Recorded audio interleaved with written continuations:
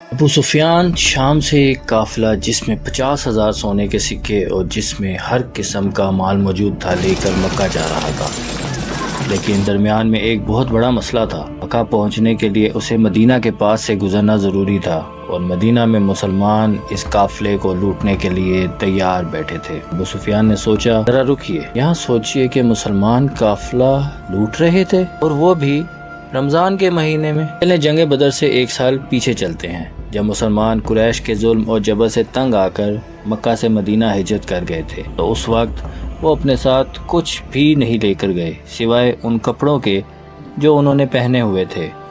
مکہ والوں نے انہیں غصہ دلانے کے لیے ان کی ساری چیزیں، زمینیں، گھر، باغات، سب کچھ بیچ ڈالا، اور یہ وہ قافلہ تھا جس میں وہ مال بھی موجود تھا جو مسلمانوں سے لوٹا گیا تھا۔ یہاں ایک چیز تو واضح ہے، مسلمان لوٹ نہیں رہے تھے بلکہ اپنے سے لوٹے ہوئے سامان کا بدلہ لے رہے تھے۔ ابو سفیان اس قافلے کا ہیڈ اس سوچ میں تھا کہ اب کیا کریں۔ اگر وہ اس راستے سے گئے تو مسلمان اسے نہیں چھوڑیں گے، اور اس نے ایک پلان بنایا اور راستہ بدلا اور مکہ والوں کو ایک خط بھجوایا کہ مکہ والے پوری طاقت کے ساتھ اس کے قافلے کی مدد کے لیے تیار ہو جائیں۔ سفیان کا قاصد جب مکہ پہنچا تو اس نے کعبہ کے پاس پہنچتے ہی اپنے اونٹ کے ناک اور کان کاٹ دیے اور اپنے کپڑے بھی پھاڑ ڈالے اور زور زور سے مدد کے لیے چلانے لگا۔ یہ اس زمانے میں ایک ایمرجنسی دکھانے کا رواج سمجھا جاتا تھا۔ اسی طرف یہاں مسلمان فوج قافلے کو روکنے کے لیے نکل چکی تھی۔ ابو جہل نے اس قاصد سے پوچھا کہ کتنے آدمی تھے، تو اس نے کہا 300 یا 313۔ پر ابو جہل نے کہا کہ ہم 1000 لوگ لے کر جائیں گے۔ دوبارہ ابو جہل نے سوال کیا کہ گھوڑے اور سامان کتنا ہے، تو اس نے جواب دیا 2 گھوڑے ہیں، جس پر ابو جہل نے کہا ہم 100 گھوڑے لے کر جائیں گے۔ اس نے سوال کیا کہ مسلمانوں کی فوج میں اونٹ کتنے ہیں، جس پر اس نے کہا کہ 70 اونٹ ہیں۔ اس پر ابو جہل نے کہا کہ ہم 170 اونٹ لے کر جائیں گے۔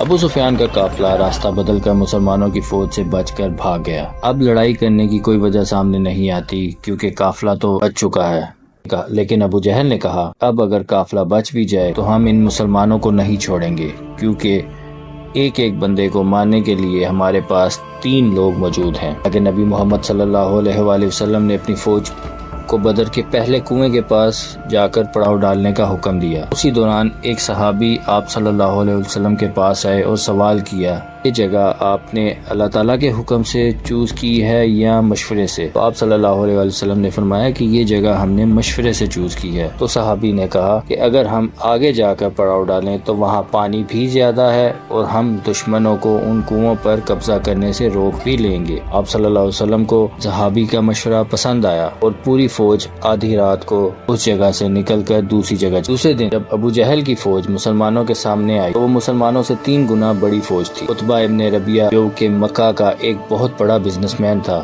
اپنے بھائی اور بیٹے کے ساتھ میدان میں آیا۔ مسلمانوں کو چیلنج کرتا ہے کہ کوئی ہے جو ہم سے آ کر لڑے، جس کے جواب میں مدینہ کے 3 انصار نے ان سے لڑنے کے لیے سامنے آئے۔ تو عتبہ ابن ربیعہ نے کہا کہ ہم ان کے سر چاہتے ہیں جنہوں نے ہمارے باپ داداؤں کا دین توڑا اور ان سے بغاوت۔ اس کے بعد حضرت حمزہ رضی اللہ عنہ، حضرت عبیدہ رضی اللہ عنہ اور 24 ایئرز اولڈ حضرت علی رضی اللہ عنہ میدان میں آتے ہیں اور لڑائی شروع ہوتی ہے۔ لڑائی کے دوران حضرت عبیدہ زخمی ہو جاتے ہیں، لیکن عتبہ ابن ربیعہ کا بھائی اور اس کا بیٹا تینوں مارے جاتے ہیں۔ عتبہ ابن ربیعہ کا بیٹا حذیفہ جو کہ مسلمانوں کی فوج میں تھا، اس کی آنکھوں کے سامنے اس کے باپ، بھائی اور چچا کو مار دیا گیا، لیکن وہ پھر بھی مسلمانوں کی فوج میں ہی رہا۔ مسلمانوں کو پتہ تھا کہ دشمن کے مقابلے میں ان کی فوج کمزور اور چھوٹی ہے۔ اس کے بعد مسلمانوں نے ایک ڈیفینسو اسٹریٹجی تیار کی کہ ہم اپنی جگہ نہیں چھوڑیں گے، تم لوگ آ کر حملہ کر دو تو لڑائی شروع ہوگی۔ اسی کے ساتھ ابو جہل نے فوراً حملے کا حکم دے دیا، کیونکہ اس کا خیال تھا کہ ہم تعداد میں زیادہ ہیں اور فوراً جنگ ختم کر کے جشن مناتے ہوئے مکہ واپس لوٹ جائیں گے۔ لیکن آہستہ آہستہ ہر ایک مسلمان کے بدلے 5 کافر مرنے لگے۔ اس کے بعد کافروں کی فوج پیچھے ہٹ گئی اور ٹینشن میں آ گئی کہ یہ 313 ہم پر بھاری پڑ گئے ہیں اور ہم ان کو ان کی جگہ سے بھی نہیں ہلا پا رہے۔ اسی دوران مسلمانوں نے اسٹریٹجی چینج کی اور اپنی صفیں تبدیل کر کے تازہ جوش مسلمانوں کو اگلی صفوں میں لڑنے کے لیے کھڑا کر دیا۔ اس کے بعد ابو جہل نے ایک دفعہ پھر سے حملہ کیا، لیکن پھر سے انہیں ناکامی ہوئی اور کافر فوج پیچھے ہٹنے لگی، لیکن اس بار مسلمانوں نے ان پر حملہ کر دیا اور کافروں کی فوج بدر کے میدان کو چھوڑ کر اپنی جان بچانے کے لیے بھاگنے لگی۔ ابو جہل اسی کوشش کے دوران مارا گیا۔ دوسری طرف وہاں مکہ میں سب جیت کی خبر کا انتظار کر رہے تھے، کیونکہ پچھلے 60 سالوں میں مکہ کے قریش کو کوئی بڑی شکست نہیں ہوئی تھی، اور آلموسٹ 65 سال پہلے انہوں نے ابراہیم کے 60,000 کے فوجی لشکر کو بھی شکست دی تھی، جس کی وجہ سے پورا عرب قریش کو اپنا لیڈر مانتا تھا۔ لیکن اب مکہ کے قریش صرف 313 لوگوں سے ہار گئے تھے۔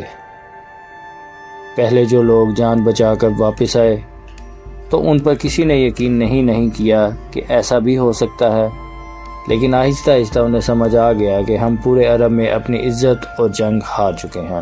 ہسٹورینز کے مطابق عرب جنگ بدر سے پہلے محمد صلی اللہ علیہ وسلم کو ایک کمزور آدمی سمجھتے تھے، اس کو اپنوں نے ہی اپنے گھر سے نکال دیا تھا، لیکن جنگ بدر کے بعد محمد صلی اللہ علیہ وآلہ وسلم ایک لیڈر اور کنگ کے طور پر پورے عرب میں مشہور ہو گئے، کیونکہ انہوں نے اپنے سے 3 گنا بڑی فوج کو ہرایا تھا۔ جیت کی خبر لے کر جب مسلمان مدینہ پہنچے تو ہر طرف خوشی اور سیلیبریشن چلی، لیکن جیسے ہی نبی صلی اللہ علیہ وسلم اپنے گھر میں داخل ہوئے تو انہیں پتہ چلا کہ ان کی بیٹی رقیہ بنت محمد صلی اللہ علیہ وآلہ وسلم کچھ ہی دن پہلے فوت ہو چکی ہیں۔ اس بات سے محمد صلی اللہ علیہ وآلہ وسلم کو بہت دکھ ہوا، لیکن مسلمانوں کی خوشی اور سیلیبریشنز جاری رکھنے کے لیے انہوں نے اپنے غم کا ذکر کسی سے بھی نہیں کیا، اور یہ سیلیبریشن زیادہ دیر چل بھی نہیں سکتی تھی، کیونکہ وہاں ابو سفیان پورے عرب سے 3000 کی فوج جمع کر کے مسلمانوں سے بدلہ لینے کی تیاری شروع کر چکا تھا۔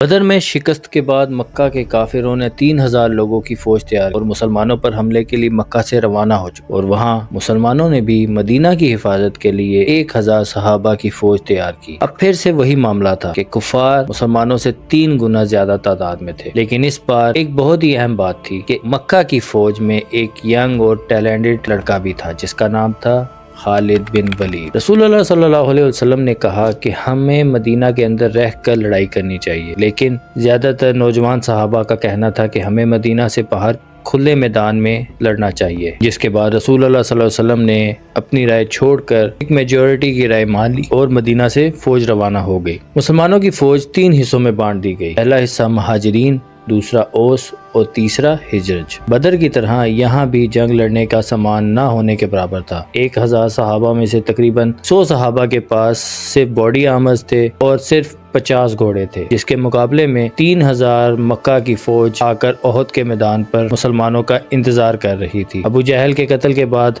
مکہ کا نیا لیڈر ابو سفیان اس جنگ کے دستے کو درمیان سے لیڈ کر رہا تھا، جس کے لیفٹ پر ابو جہل کا بیٹا اکرمہ اور رائٹ سائڈ پر حضرت خالد بن ولید تھے۔ جب دونوں فوجیں آمنے سامنے آئیں تو مسلمانوں میں چھپے ہوئے منافق جس کا نام عبداللہ بن ابی تھا نے شور مچانا شروع کر دیا کہ ہم یہ جنگ نہیں لڑیں گے، یہ تو سیدھی سیدھی خودکشی ہے، اور اپنے 300 ساتھی لے کر مسلمانوں کی فوج سے الگ ہو گیا، جس کے بعد اب مسلمانوں کی تعداد صرف 700 رہ گئی تھی اور سامنے 3000 کی فوج تھی۔ رسول اللہ صلی اللہ علیہ وسلم نے اس موقع پر اسٹریٹجی چینج کی اور 50 تیر اندازوں کو کہا کہ تم احد پہاڑ کے اوپر کھڑے ہو جاؤ تاکہ کفار پیچھے سے حملہ نہ کر سکیں۔ انہوں نے کہا کہ اگر ہم جنگ ہار بھی جائیں اور تم دیکھو کہ پرندے مسلمانوں کے جسم سے گوشت کھا رہے ہیں، تب بھی تم نے اپنی جگہ نہیں چھوڑنی۔ رواج کے مطابق ایک کافر سامنے آیا اور لڑنے کے لیے چیلنج کرنے لگا، جس کے بعد حضرت علی رضی اللہ عنہ نے اسے مار ڈالا۔ پھر اس کے بعد اس کا بھائی سامنے آیا جسے حضرت حمزہ رضی اللہ عنہ نے ختم کر دیا، اور پھر آہستہ آہستہ کفار آتے گئے اور مسلمان انہیں مارتے رہے۔ یہ دیکھنے کے بعد کفار اور مسلمانوں کی فوج نے ایک دوسرے پر حملہ کر دیا۔ شروع میں مسلمانوں کو جنگ میں برتری رہی اور مکہ والے ہارنے لگے، اور تھوڑی ہی دیر کی لڑائی کے بعد میدان چھوڑ کر بھاگنے لگے، جیسا کہ وہ بدر میں ہوا۔ اسے واضح ہو چکا تھا کہ مسلمان جنگ جیت چکے ہیں، لیکن موقع کو دیکھتے ہوئے وہاں پہاڑ پر موجود صحابہ نے مال غنیمت اکٹھا کرنے کے لیے اپنی پوزیشن چھوڑ دی اور پہاڑ پر صرف 9 تیر انداز رہ گئے۔ خالد اس موقع کی ہی تلاش کر رہے تھے، اور جیسے ہی وہ نیچے اترے تو خالد نے اپنی فوج لے کر پہاڑ کے پیچھے سے مسلمانوں پر حملہ کر دیا۔ اب گیم بالکل ڈفرنٹ ہو چکی تھی اور مسلمان جیتی ہوئی جنگ ہارنے لگے اور مسلمانوں کے بڑے بڑے صحابہ شہید ہونے لگے۔ اسی دوران حضرت حمزہ رضی اللہ عنہ کو ایک حبشی غلام وحشی جسے ہند نے بھیجا تھا قتل کرنے کے لیے مار ڈالا، اور اسی دوران ہی لڑتے لڑتے دونوں فوجوں میں ایک افواہ پھیل گئی کہ محمد صلی اللہ علیہ وسلم کو شہید کر دیا گیا ہے۔ اور یہ افواہ اس لیے پھیلی کہ جب خالد کی فوج نے پیچھے سے مسلمانوں پر حملہ کیا تو ان میں سے ایک گروپ نے حضرت محمد صلی اللہ علیہ وسلم کے کیمپ پر حملہ کر دیا تھا، اور اس موقع پر ان کا دندان مبارک بھی شہید کر دیا، لیکن بہادر صحابہ نے اپنی جان کی پرواہ کیے بغیر ان کی حفاظت کی۔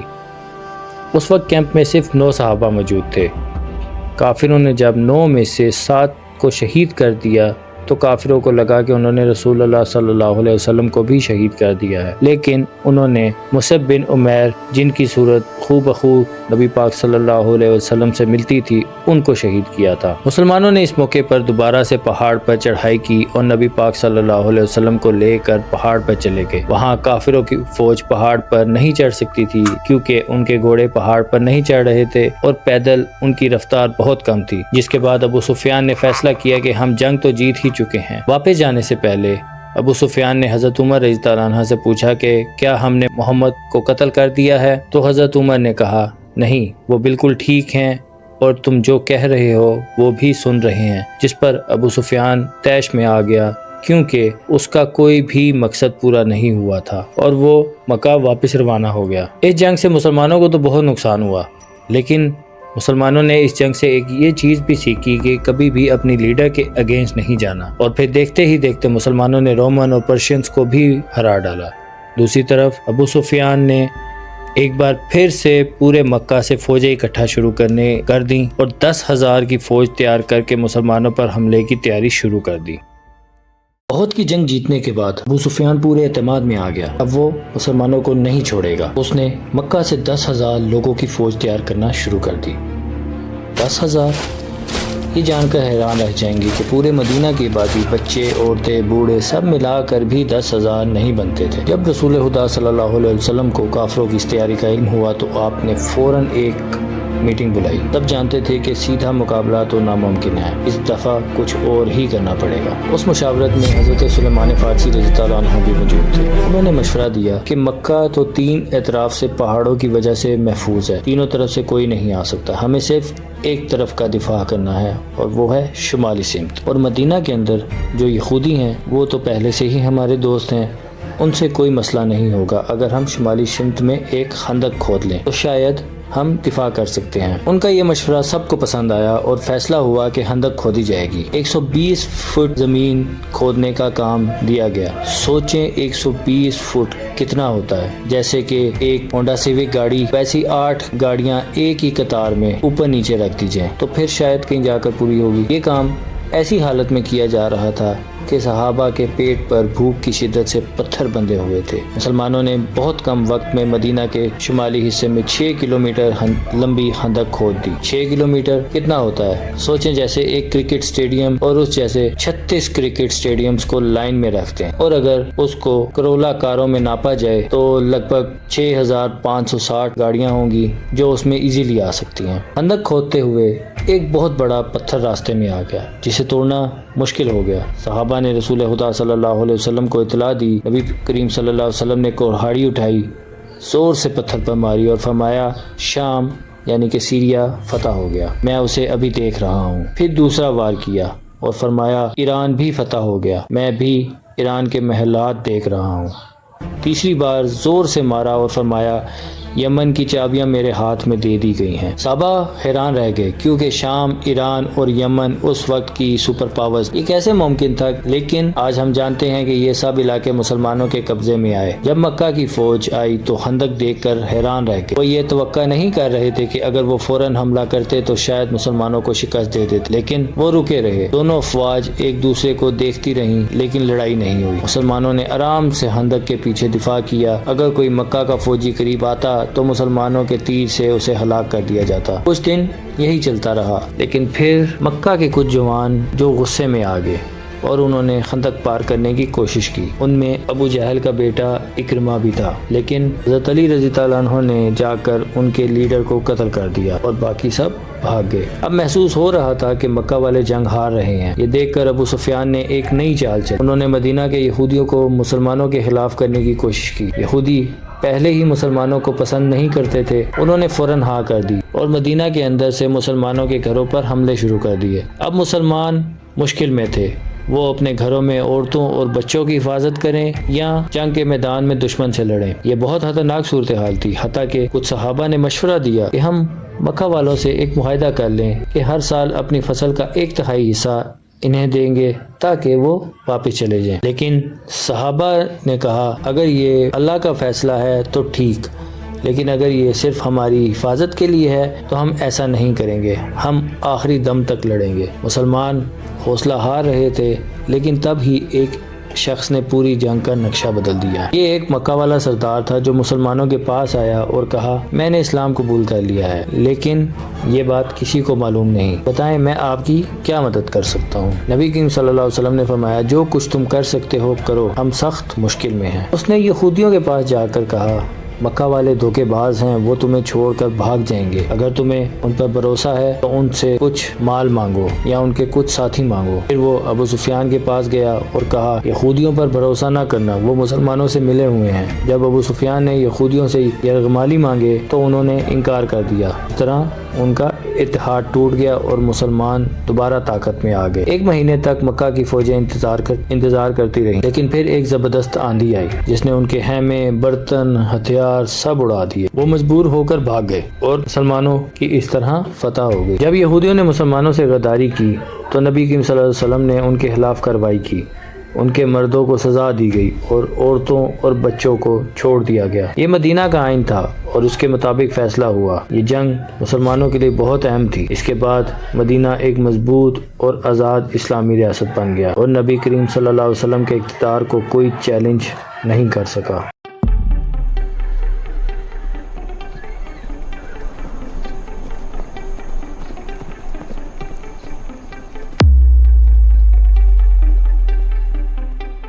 غزوہ خندق کے بعد ایک رات نبی پاک صلی اللہ علیہ وسلم نے خواب میں دیکھا کہ وہ اپنے صحابہ کے ساتھ خانہ کعبہ کا طواف کر رہے ہیں۔ اس خواب کو حقیقت میں بدلنے کے لیے آپ صلی اللہ علیہ وسلم نے تقریباً 1500 صحابہ کے ساتھ مکہ کی جانب سفر فرمایا تاکہ عمرہ ادا کیا جا سکے، مگر یہاں بھی ایک مشکل ان کے انتظار میں تھی۔ مکہ کے مشرکین نے آپ صلی اللہ علیہ وسلم اور صحابہ کو شہر میں داخل ہونے سے روک دیا۔ رسول اللہ صلی اللہ علیہ وسلم نے ان کے سفیر کو پیغام دیا کہ ہم صرف عمرہ ادا کرنے کے لیے آئے ہیں اور کسی جنگ کی نیت نہیں رکھتے۔ جب قریش کے قاصد نے مکہ واپس جا کر اپنے سرداروں کو خبر دی تو کہا میں نے روم کے بادشاہ قیصر ایران کے بادشاہ کسرا اور یمن کے بادشاہوں کو دیکھا ہے، لیکن محمد صلی اللہ علیہ وسلم جیسا بادشاہ کبھی نہیں دیکھا۔ جب وہ وضو کرتے ہیں تو ان کے صحابہ پانی کا قطرہ تک زمین پر نہیں گرنے دیتے۔ ایسے نبی اور ایسے پیروکاروں سے لڑنا ناممکن ہے۔ میری رائے یہ ہے کہ ان سے صلح کر لی جائے۔ رسول اللہ صلی اللہ علیہ وسلم نے صحابہ سے مشورہ کیا کہ قریش سے مذاکرات کے لیے کس کو بھیجا جائے۔ سب نے حضرت عمر رضی اللہ عنہ کا نام دیا، لیکن حضرت عمر رضی اللہ عنہ نے فرمایا کہ ان کے مکہ میں ایسے کوئی مضبوط تعلقات نہیں ہیں جو ان کی حفاظت کر سکیں، لہٰذا حضرت عثمان غنی رضی اللہ عنہ کو بھیجا گیا کیونکہ ان کا تعلق قریش کے ایک طاقتور قبیلے بنو امیہ سے تھا۔ حضرت عثمان غنی رضی اللہ عنہ مکہ پہنچے اور قریش کو پیغام دیا، مگر مذاکرات میں کافی وقت لگ گیا۔ اسی دوران مسلمانوں میں یہ افواہ بھی پھیل گئی کہ حضرت عثمان غنی رضی اللہ عنہ کو شہید کر دیا گیا ہے۔ اس وقت سفیر کا قتل اعلان جنگ سمجھا جاتا تھا کہ اب جو بھی ہو جائے جنگ ہے۔ یہ خبر جب رسول اللہ صلی اللہ علیہ وسلم کو پتہ چلی تو انہوں نے تمام صحابہ کو ایک درخت کے نیچے جمع کیا، جہاں سب نے بیعت کی کہ اگر حضرت عثمان غنی رضی اللہ عنہ واقعی شہید ہو چکے ہیں تو ہم جان دے دیں گے، لیکن ہم یہاں سے ہلیں گے نہیں اور ان کے خون کا بدلہ لے کر ہی جائیں گے۔ یہ تاریخی بیعت رضوان کے نام سے مشہور ہوئی، لیکن کچھ ہی دیر کے بعد جب مکہ والوں کو پتہ چلا کہ یہ تو سارا معاملہ خراب ہو اور اب ہمیں اپنی جان بچانی چاہیے، تو پھر معلوم ہوا کہ یہ محض ایک افواہ تھی اور حضرت عثمان غنی رضی اللہ عنہ بخیریت واپس آ گئے۔ اس تمام صورتحال کے بعد مکہ والوں نے مسلمانوں کی طاقت اور استقامت کو محسوس کیا اور آخر کار صلح کے لیے آمادہ ہو گئے۔ چنانچہ قریش اور مسلمانوں کے درمیان صلح حدیبیہ کا معاہدہ طے پایا، جس کے کچھ اہم نکات تھے۔ پہلا، مسلمان اس سال واپس چلے جائیں گے اور اگلے سال عمرہ کرنے کے لیے آئیں گے، جبکہ دوسرا یہ کہ 10 سال تک مکہ اور مدینہ کے درمیان جنگ بندی ہوگی، اور تیسرا، اگر کوئی شخص مکہ سے مدینہ جا کر اسلام قبول کر لے تو اسے واپس کرنا ہوگا، لیکن اگر کوئی مسلمان مدینہ سے مکہ آ جائے تو اسے کچھ نہیں کہا جائے گا۔ یہ شرائط بظاہر تو مسلمانوں کے خلاف لگ رہی تھیں اور کئی صحابہ کو یہ معاہدہ بھی پسند نہیں آیا، مگر نبی کریم صلی اللہ علیہ وسلم نے اسے قبول فرما لیا۔ معاہدہ مکمل ہونے کے بعد ایک عجیب واقعہ پیش آیا کہ قریش کا ایک جوان ابو جندل جو مکہ میں قید تھا، اپنی زنجیریں گھسیٹتا ہوا وہاں پہنچا اور فریاد کرنے لگا کہ مجھے ان ظالموں کے پاس واپس نہ بھیجا جائے، لیکن نبی پاک صلی اللہ علیہ وسلم نے سے کہا کہ معاہدہ ہو چکا ہے، انہیں صبر کا درس دیا اور اسے مکہ واپس بھیج دیا۔ یہ معاہدہ دیکھنے میں تو مسلمانوں کے خلاف تھا، لیکن اصل میں اس کے نتائج مکہ کے خلاف ہو گئے۔ معاہدے کے بعد جو مسلمان مکہ میں ظلم سہ رہے تھے وہ مدینہ جانے کے بجائے ابو بصیر کے ساتھ ایک نئی بستی میں آباد ہونے لگے۔ ابو بصیر وہ صحابی تھے جو صلح حدیبیہ کے بعد مکہ سے بھاگ کر نبی پاک صلی اللہ علیہ وسلم کے پاس مدینہ آ چکے تھے، لیکن نبی پاک صلی اللہ علیہ وسلم نے معاہدے کی پیروی کرتے ہوئے انہیں واپس بھیج دیا۔ ابو بصیر نے مکہ اور مدینہ کے درمیان ایک بستی آباد کر لی۔ یہ بستی تجارتی راستے کے قریب تھی جہاں سے مکہ کے قافلے گزرتے تھے۔ ان مسلمانوں نے قریش کے تجارتی قافلوں پر حملہ کرنا شروع کر دیا، جس کی وجہ سے مکہ کو شدید مالی نقصان پہنچا اور آخرکار قریش نے خود ہی اس معاہدے کی تیسری شرط کو ختم کرنے کی درخواست کر دی اور مسلمانوں کو مکہ آنے کی اجازت دے دی۔ اس سے اسلام کا عالمی سطح پر پیغام گیا۔ صلح حدیبیہ کے بعد مسلمانوں نے دنیا کے بڑے حکمرانوں کو اسلام کا پیغام دینا شروع کیا۔ رسول اللہ صلی اللہ علیہ وسلم نے خطوط بھجوائے۔ کیسر روم ہرقل کو جو اسلام کی سچائی سے متاثر ہوا مگر ایمان نہ لایا۔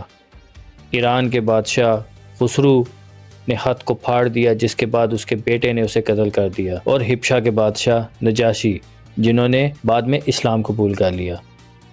یہی وہ دور تھا جب اسلام کی دعوت عرب کے باہر بھی پھیلنا شروع ہوئی اور مسلمانوں کی قوت میں مسلسل اضافہ ہوتا گیا۔ صلح حدیبیہ کے بعد آخرکار مسلمانوں نے اپنی توجہ یہودیوں کی طرف کی، کیونکہ یہودی ہر وقت مسلمانوں کے خلاف کوئی نہ کوئی سازش کر رہے ہوتے تھے۔ خندق کی لڑائی بھی انہی یہودیوں نے شروع کروائی تھی۔ حدیبیہ سے پہلے ان پر حملہ کرنا ناممکن تھا، کیونکہ اگر مسلمان ان پر حملہ کرنے کا سوچتے تو مکہ والے مسلمانوں پر حملہ کر سکتے تھے۔ حدیبیہ کے معاہدے کے بعد مکہ والوں سے 10 سال تک کوئی لڑائی نہیں ہونی تھی، تو یہودیوں سے جان چھڑانے کا یہ بہترین وقت تھا۔ یہودیوں کا ہیڈ کوارٹر بھی خیبر تھا، جس کا قلعہ پورے عرب میں سب سے زیادہ طاقتور قلعوں میں سے ایک تھا۔ اب تقریباً سب ہی ریگستان ہیں، لیکن خیبر میں کھیت اور پھل بہت زیادہ تھے جنہیں پورے عرب میں ایکسپورٹ کیا جاتا تھا، اور اس سے جتنا پیسہ بنتا تھا اسے سارے یہودی اس قلعے میں محفوظ کر کے رکھتے تھے، کیونکہ انہیں معلوم تھا کہ خیبر کو فتح کرنا ناممکن ہے۔ مسلمانوں نے بہت ہی خفیہ طور پر خیبر پر حملے کی تیاری شروع کر دی، لیکن مدینہ کے منافقوں نے پہلے ہی خیبر والوں کو بتا دیا کہ بھائی صرف 1500 لوگوں کی فوج تمہاری طرف آ رہی ہے، اور تم لوگ تو ویسے بھی بہت زیادہ ہو، آرام سے انہیں ہرا دینا۔ یہودیوں نے بھی اس خبر کو بہت معمولی لیا، لیکن ایک دن یہودی جب اپنے کھیتوں میں کام کرنے نکلے تو اچانک مسلمانوں کی فوج سامنے کھڑی تھی۔ وہ چیخنے چلانے لگے کہ محمد آ گئے ہیں، محمد آ گئے ہیں، اور بھاگ کر واپس قلعے میں چلے گئے۔ اگر آج گاڑی میں جائیں تو 2-2.5 گھنٹے لگ جاتے ہیں، اور خیبر کے آس پاس قلعے کے 2 بڑے حصے تھے۔ ایک حصے میں 5 بڑے قلعے اور دوسرے حصے میں 3 قلعے تھے۔ مسلمانوں نے پہلے خیبر کے اس قلعے پر حملہ کیا، لیکن پہلے قلعے کو فتح کرنے کی بہت کوشش کے باوجود کوئی فائدہ نہیں ہوا۔ اس کے بعد رسول اللہ صلی اللہ علیہ وسلم نے فرمایا کہ کل میں ایک ایسے آدمی کو جھنڈا دوں گا جو اللہ اور اس کے رسول صلی اللہ علیہ وسلم سے محبت کرتا ہے، اور اللہ اور اس کے رسول اس سے محبت کرتے ہیں۔ سارے صحابہ اس امید میں تھے کہ کاش یہ جھنڈا ہمیں مل جائے۔ حضرت عمر رضی اللہ عنہ نے کہا کہ میں نے کبھی بھی زندگی میں قیادت کی خواہش نہیں کی سوائے خیبر کے اس دن کے۔ رسول اللہ صلی اللہ علیہ وسلم نے سارے بڑے عمر کے صحابہ چھوڑ کر جھنڈا صرف 29 سالہ علی بن ابی طالب کے ہاتھ میں دیا۔ حضرت علی رضی اللہ عنہ نے فوج لے کر نکلے اور پہلے قلعے پر حملہ کیا۔ اس قلعے کے جو کمانڈر تھے ان کا نام تھا مرخب، جو پورے عرب میں اپنی طاقت کی وجہ سے بہت مشہور تھا۔ اس نے مسلمانوں کو چیلنج کیا تو حضرت علی رضی اللہ عنہ سامنے آئے اور بہت ہی آسانی سے اسے شکست دے دی، جس کی وجہ سے حضرت علی رضی اللہ عنہ پورے عرب میں ایک عظیم جنگجو کے طور پر مشہور ہو گئے۔ اسی کے ساتھ جنگ شروع ہو گئی، اور یہودی بھی بہت زور سے لڑ رہے تھے، کیونکہ وہ بھی اہل کتاب تھے اور ان کے لیے بھی جنت اور شہادت کے تصورات تھے۔ جنگ کافی دیر تک چلتی رہی، لیکن آخرکار یہودی اس قلعے کو چھوڑ کر دوسرے قلعے میں چلے گئے، اور اس طرح خیبر کا پہلا قلعہ فتح ہو گیا۔ 3 دن تک مسلمان دوسرے قلعے کو فتح نہیں کر سکے، کیونکہ یہودیوں نے سختی سے مقابلہ کیا، مگر وہ یہ قلعہ بھی چھوڑ کر تیسرے قلعے کی طرف بھاگ گئے۔ مسلمانوں نے یہ جاننے کے بعد کہ یہودی خفیہ راستوں کے ذریعے پانی قلعے کے اندر لا رہے ہیں، وہ تمام راستے بند کر دیے، جس کے بعد یہودی قلعے سے باہر نکل آئے اور مسلمانوں نے آسانی سے قلعہ فتح کر لیا۔ یہودی چوتھے قلعے کو بھی چھوڑ کر 5ویں اور آخری قلعے کی طرف چلے گئے۔ 5واں قلعہ پہاڑ کے اوپر بنا ہوا تھا، جسے فتح کرنا بہت ہی مشکل تھا۔ مسلمانوں نے منجنیقوں کو پتھر پھینکنے والی مشینوں سے بمباری شروع کر دی۔ آخرکار قلعے کی ایک دیوار گر گئی اور مسلمانوں نے پوری طاقت سے حملہ کر دیا۔ یہودی عورتیں، بچے، سونا چاندی سب کچھ چھوڑ کر قلعے کے دوسرے حصے میں بھاگ گئے۔ کچھ مورخین کے مطابق آخری 3 قلعے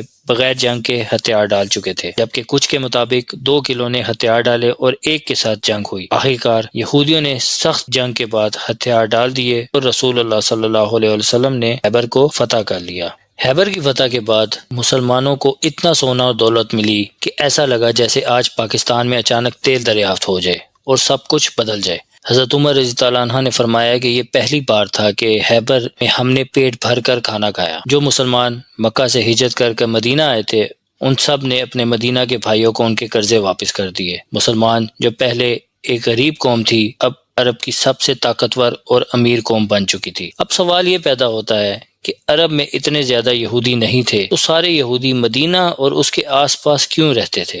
حدیبیہ کا ایک نقطہ یہ بھی تھا کہ 10 سال تک مسلمانوں اور کفار کے درمیان کوئی جنگ نہیں ہونی تھی، یعنی 10 سال تک کوئی جنگ نہیں۔ اس معاہدے نے مسلمانوں کو کچھ وقت دیا جس کے دوران انہوں نے سکون کے ساتھ اسلام کی دعوت دینا شروع کی۔ اسلام قبول کرنے کے بعد صحابہ رضی اللہ عنہ کی زندگیاں باقی عربوں سے بہت ہی مختلف ہو چکی تھی، جس سے لوگ بے حد متاثر ہونا شروع ہو چکے تھے، اور اسی وجہ سے بہت سے لوگ اسلام کی طرف مائل ہو رہے تھے، جن میں مکہ کی 2 خالد بن ولید اور عمر بن عاص بھی شامل تھے۔ خاص طور پر خالد بن ولید کے لیے اسلام قبول کرنا ایک بہت ہی مشکل فیصلہ تھا، کیونکہ قرآن پاک میں ان کے والد ولید بن مغیرہ کے بارے میں بہت ہی سخت الفاظ استعمال کیے گئے ہیں۔ عرب معاشرے میں خاندان اور والد کی عزت سب سے زیادہ اہم سمجھی جاتی تھی، لیکن اس کے باوجود خالد بن ولید نے اپنے والد اور پورے خاندان کے خلاف جا کر اسلام قبول کر لی۔ اسلام تیزی سے پھیلنے لگا اور نبی کریم صلی اللہ علیہ وآلہ وسلم نے ایک سفیر کو رومی سلطنت کی طرف بھیجا، لیکن ثانی جو اس وقت روم کا بادشاہ تھا اس نے سفیر کو بے رحمی سے قتل کر دیا۔ اس وقت سفیر کا قتل کرنا جنگ کا اعلان سمجھا جاتا تھا، اور آج بھی UN چارٹر کے مطابق سفیروں کا قتل عالمی قوانین کے تحت ایک بہت بڑا جرم ہے، یعنی کہ سیدھی اعلان جنگ۔ جب رسول خدا صلی اللہ علیہ وسلم کو اس واقعے کی اطلاع ملتی تو فوراً 3000 مسلمانوں کی ایک فوج تیار کی گئی اور رومی سلطنت کے خلاف اعلان جنگ کر دیا گیا۔ یہ اس وقت تک مسلمانوں کی سب سے بڑی فوج تھی، کیونکہ اس سے پہلے کبھی مسلمانوں نے اتنی بڑی تعداد میں فوج جمع ہی نہیں کی۔ جبکہ دوسری طرف رومی سلطنت کچھ ہی عرصہ قبل فارس ایرانی سلطنت سے ایک زبردست جنگ جیت چکی تھی۔ اس وقت رومی اور فارسی سلطنت دنیا کی سب سے بڑی طاقتیں تھیں، جیسے آج کے دور میں امریکہ اور چین ہے۔ جب رومیوں کو معلوم ہوا کہ صرف 3000 مسلمان ان پر حملہ کرنے آ رہے ہیں تو وہ ہنسنے لگے اور مسلمانوں کا مذاق اڑانے لگے کہ ان میں سے ایک بھی یہاں سے زندہ واپس نہیں جا پائے گا۔ بلکہ اس کے بعد رومی سلطنت مدینہ پر حملہ کر کے مسلمانوں کو ہمیشہ کے لیے ختم کر دے گی، جس کے بعد جنگ موتا کا آغاز ہوتا ہے۔ جنگ موتا کے لیے رسول اللہ صلی اللہ علیہ وسلم نے مسلمانوں کے سپہ سالار زید بن حارثہ کو مقرر کیا اور فرمایا کہ اگر زید شہید ہو جائیں تو جعفر بن ابی طالب سپہ سالار ہوں گے، اور اگر وہ بھی شہید ہو جائیں تو عبداللہ بن رواحہ قیادت کریں گے، اور اگر وہ بھی شہید ہو جائیں تو پھر مسلمان خود کسی کو اپنا امیر منتخب کر لیں۔ جب 3000 مسلمان فوجی روانہ ہوئے تو راستے میں انہیں معلوم ہوا کہ رومی فوج کی تعداد 2 لاکھ ہے، یعنی 3000 مسلمانوں کے مقابلے میں 2 لاکھ رومی فوج۔ ایک ناقابل یقین فرق تھا۔ کچھ مسلمانوں نے کہا کہ ہمیں مدینہ سے مزید فوج کا انتظار کرنا چاہیے، لیکن عبداللہ بن رواحہ رضی اللہ عنہ نے فرمایا کہ ہم یہاں جنگ جیتنے یا شہید ہونے کے لیے آئے ہیں، پیچھے ہٹنا کوئی آپشن نہیں ہمارے لیے۔ مسلمانوں نے ایک بہترین اسٹریٹجی بنائی۔ انہوں نے 2 پہاڑوں کے درمیان رک کر اپنی پوزیشن مضبوط کی۔ اس کا فائدہ یہ تھا کہ رومی فوج مسلمانوں کو چاروں طرف سے گھیر کر حملہ نہیں کر سکتی تھی، اس کی وجہ سے ان کی بڑی تعداد کا اتنا فائدہ نہ ہوا۔ جب جنگ شروع ہوئی تو مسلمانوں کے لیے پہلے سپہ سالار زید بن حارثہ شہید ہو گئے، جس کے بعد جعفر بن ابی طالب نے علم اٹھایا، لیکن ان کا ہاتھ کٹ گیا تو انہوں نے دوسرے ہاتھ سے جھنڈا تھام لیا، جس کے بعد وہ بھی کٹ گیا تو انہوں نے علم کو بازوؤں سے تھام لیا، یہاں تک کہ وہ بھی شہید ہو گئے۔ کہا جاتا ہے کہ ان کے جسم پر 50 سے زائد زخم تھے، لیکن ایک بھی زخم ان کی پیٹھ پر نہیں تھا، سب کے سب سامنے تھے۔ پھر عبداللہ بن رواحہ رضی اللہ عنہ نے قیادت سنبھالی، لیکن وہ بھی مقابلہ کرتے ہوئے شہید ہو گئے۔ اب فوج کے بغیر قیادت باقی تھی، تب مسلمانوں نے خالد بن ولید کو اپنا سپہ سالار بنا لیا۔ خالد بن ولید رضی اللہ عنہ اس جنگ میں عام سپاہی کے طور پر شریک تھے، اور عام سپاہی جو اس جنگ میں ابھی تک 9 تلواریں توڑ چکے تھے۔ خالد بن ولید رضی اللہ عنہ نے جنگ کے دوران ایک شاندار حکمت عملی بنائی۔ رات کے وقت مسلمانوں کی فوج کو دوبارہ ترتیب دیا، یعنی لیفٹ سائڈ کے سپہ سالاروں کو رائٹ سائڈ پر اور رائٹ سائڈ کے سپہ سالاروں کو لیفٹ سائڈ پر کر دیا۔ اگلے دن جب جنگ شروع ہوئی تو انہوں نے دھوئیں اور ڈھول کی آوازوں سے رومیوں کو یہ تاثر دیا کہ مدینہ سے مسلمانوں کی بڑی فوج آ گئی ہے۔ اسی دوران مسلمانوں نے منظم طریقے سے پیچھے ہٹنا شروع کیا۔ رومیوں نے سوچا کہ مسلمان انہیں کسی چال میں پھنسانا چاہتے ہیں، اس لیے انہوں نے ان کا پیچھا نہیں کیا، اور یوں مسلمان مدینہ واپس پہنچنے میں کامیاب ہو گئے۔ مسلمان مدینہ پہنچے تو کچھ لوگوں نے کہا کہ یہ فوج بھاگ کر آئی ہے، لیکن رسول اللہ صلی اللہ علیہ وسلم نے فرمایا یہ بھاگنے والے نہیں بلکہ دوبارہ حملہ کرنے والوں میں سے ہیں۔ اس جنگ کے بہت سے اثرات ہوئے۔ یہ جنگ بظاہر برابر رہی، لیکن اس کا مسلمانوں کو ایک بہت فائدہ بھی ہوا۔ عربوں نے دیکھا کہ 3000 مسلمانوں نے 2 لاکھ رومی فوجوں کا مقابلہ کیا اور صحیح سلامت واپس بھی آ گئے۔ مسلمانوں کے خلاف ہمیشہ لڑنے والے کئی قبائل اسلام کی طرف مائل ہونے لگے۔ خالد بن ولید رضی اللہ عنہ کی جنگی مہارت کا لوہا سب نے مان لیا، اور وہ سیف اللہ یعنی اللہ تعالیٰ کی تلوار کہلائے۔ بعد میں مسلمانوں نے دوبارہ روم کے خلاف حملہ کیا اور چند سالوں میں رومی سلطنت کو زبردست شکست دی۔ یہ جنگ صرف رومی اور مسلمانوں کے درمیان نہیں تھی، بلکہ پورے عرب میں اسلام کے بڑھتے ہوئے اثر و رسوخ کا ایک بہت بڑا مؤثر موڑ۔ فتح مکہ دنیا کی تاریخ کا سب سے بڑا ایونٹس میں سے ایک ایونٹ ہے۔ مکہ کو فتح کرنے سے 2 سال پہلے مسلمانوں اور کفار کے درمیان ایک ایگریمنٹ ہوا جس کا نام تھا صلح حدیبیہ۔ تو ایک پوائنٹ یہ تھا کہ 10 سال تک مسلمانوں اور مکہ والوں کے درمیان کوئی لڑائی نہیں ہوگی اور عرب کے سارے قبائل کے پاس یہ اجازت ہوگی کہ وہ مسلمانوں اور کفار میں سے کسی ایک کے ساتھ بھی پارٹنرشپ کر سکتے ہیں۔ اگر ان قبائلوں میں سے کسی ایک نے بھی ایک دوسرے پر حملہ کیا تو صلح حدیبیہ ختم ہو جائے گی۔ بنو بکر اور بنو حذا ایک دوسرے کے بہت پرانے دشمن تھے۔ بنو بکر پاورفل اور انفلوئنشل قبیلے تھے، تو انہوں نے سوچا کہ اب ان کمزور مسلمانوں سے کیا پارٹنرشپ کرنی، تو انہوں نے اس وقت کے زیادہ پاورفل اور رچ قبیلے قریش کے ساتھ پارٹنرشپ کر لی۔ اس کے بعد بنو حذا کے پاس اور کوئی آپشن نہیں تھا، تو انہوں نے مسلمانوں کا ساتھ دے دیا۔ یہ حالات تھے صلح حدیبیہ کے وقت پر، لیکن اس کے کچھ ہی عرصے کے بعد مسلمانوں نے آرام سے سب سے رچ ٹیلوں میں سے ایک خیبر کو فتح کیا اور اس کے بعد رومنز کے ساتھ جنگ مؤتہ میں بھی ٹکر لی۔ تو اب مسلمانوں کے حالات تو بہت مختلف ہو چکے تھے اور اب قریش ایک کمزور پارٹی بن چکے تھے۔ قریش ہر وقت صرف اسی کوشش میں رہتے تھے کہ کسی بھی طرح 10 سال تک لڑائی نہ کرنے کا جو ایگریمنٹ ہے وہ ختم نہ ہو، لیکن قریش کے پارٹنرز بنو بکر نے پرانی دشمنی کی وجہ سے مسلمانوں کے دوست بنو حذا کے کافی لوگوں کو اندھیرے میں مار دیا۔ بنو حذا کمزور تھے تو وہ سیدھا نبی پاک صلی اللہ علیہ وسلم کے پاس گئے اور ان سے مدد مانگی۔ مکہ والوں کو جب اس بات کا پتہ چلا تو وہ بہت ڈر گئے اور انہوں نے فوراً ابو سفیان کو مدینہ بھیجا۔ ابو سفیان جیسے ہی مدینہ پہنچا تو وہ سیدھا اپنی بیٹی ام حبیبہ رضی اللہ عنہا کے گھر گئے، جو اس وقت رسول اللہ صلی اللہ علیہ وسلم کی وائف تھیں۔ جب ابو سفیان اپنی بیٹی کے گھر میں داخل ہوئے تو ان کی بیٹی نے کارپیٹ ہٹا دیا۔ ابو سفیان نے پوچھا کہ یہ کیوں؟ تو اس کی بیٹی نے کہا کہ یہ کارپیٹ پر رسول اللہ صلی اللہ علیہ وسلم پہ بیٹھتے ہیں اور آپ ایک ناپاک مشرک ہیں۔ پھر ابو سفیان رسول اللہ صلی اللہ علیہ وسلم کے پاس گیا اور ان سے بھیک مانگی کہ ہم سے صلح کر لو، ہم نے کچھ نہیں کیا، لیکن اس کی بات نہیں مانی گئی۔ پھر ابو سفیان حضرت ابو بکر رضی اللہ عنہ، حضرت عمر رضی اللہ عنہ اور پھر حضرت علی رضی اللہ عنہ کے پاس بھی گئے اور ان سے بھی معافی مانگی، لیکن کسی نے ان کی کوئی بات نہیں مانی۔ ابو سفیان اس کے بعد مکہ واپس چلا گیا اور سب کو بتا دیا کہ اب ہمیں بچانے والا کوئی نہیں ہے، صلح حدیبیہ ختم ہو چکی ہے۔ کچھ ہی ٹائم کے بعد مکہ والوں نے مسلمانوں کی طرف سے اتنی جلدی حملہ کبھی ایکسپیکٹ ہی نہیں کیا۔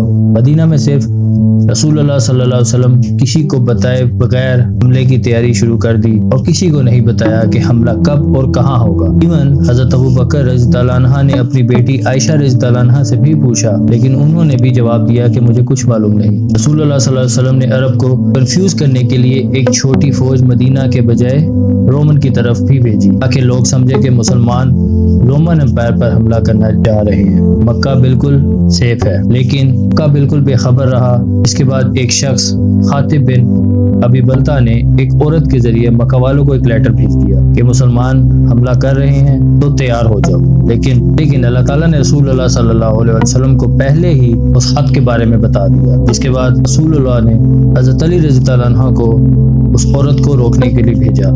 جب حضرت علی رضی اللہ عنہ نے اس عورت سے پوچھا کہ خط کہاں ہے تو اس نے انکار کر دیا، جس پر حضرت علی رضی اللہ عنہ نے کہا کہ یہ نبی پاک صلی اللہ علیہ وسلم نے کہا ہے اور ایسا ہو ہی نہیں سکتا کہ وہ غلط ہوں۔ اس کے بعد اس عورت نے وہ خط ان کے حوالے کر دیا۔ حضرت عمر رضی اللہ عنہ نے کہا کہ اس صحابی کو قتل کر دینا چاہیے، لیکن اس نے کہا کہ میں نے صرف یہ اپنی بیوی اور بچوں کے لیے ایسا کیا جو اس وقت مکہ میں مقیم تھے۔ اس پر رسول اللہ صلی اللہ علیہ وسلم نے خاطب کو معاف کر دیا۔ 5 ہجری میں مکہ سے 10,000 لوگ مدینہ فتح کرنے آئے تھے اور اب صرف 3 سال کے ڈیفرنس کے بعد مدینہ سے 10,000 لوگ مکہ فتح کرنے کے لیے روانہ ہوئے۔ نبی پاک صلی اللہ علیہ وسلم کی انٹیلیجنس کا نظام اتنا مضبوط تھا کہ جب تک مسلمان مکہ پہنچے مکہ والوں کو کچھ معلوم ہی نہیں تھا۔ رسول اللہ صلی اللہ علیہ وسلم نے فرمایا کہ مکہ کے چاروں طرف کھانا پکانے کے لیے آگ جلا دو تاکہ مکہ والوں کے دلوں میں خوف پیدا ہو جائے اور ہم تعداد میں زیادہ محسوس ہوں۔ جب ابو سفیان نے یہ منظر دیکھا تو اس نے بھی ہار مان لی اور اسی رات نبی پاک صلی اللہ علیہ وسلم کے پاس گیا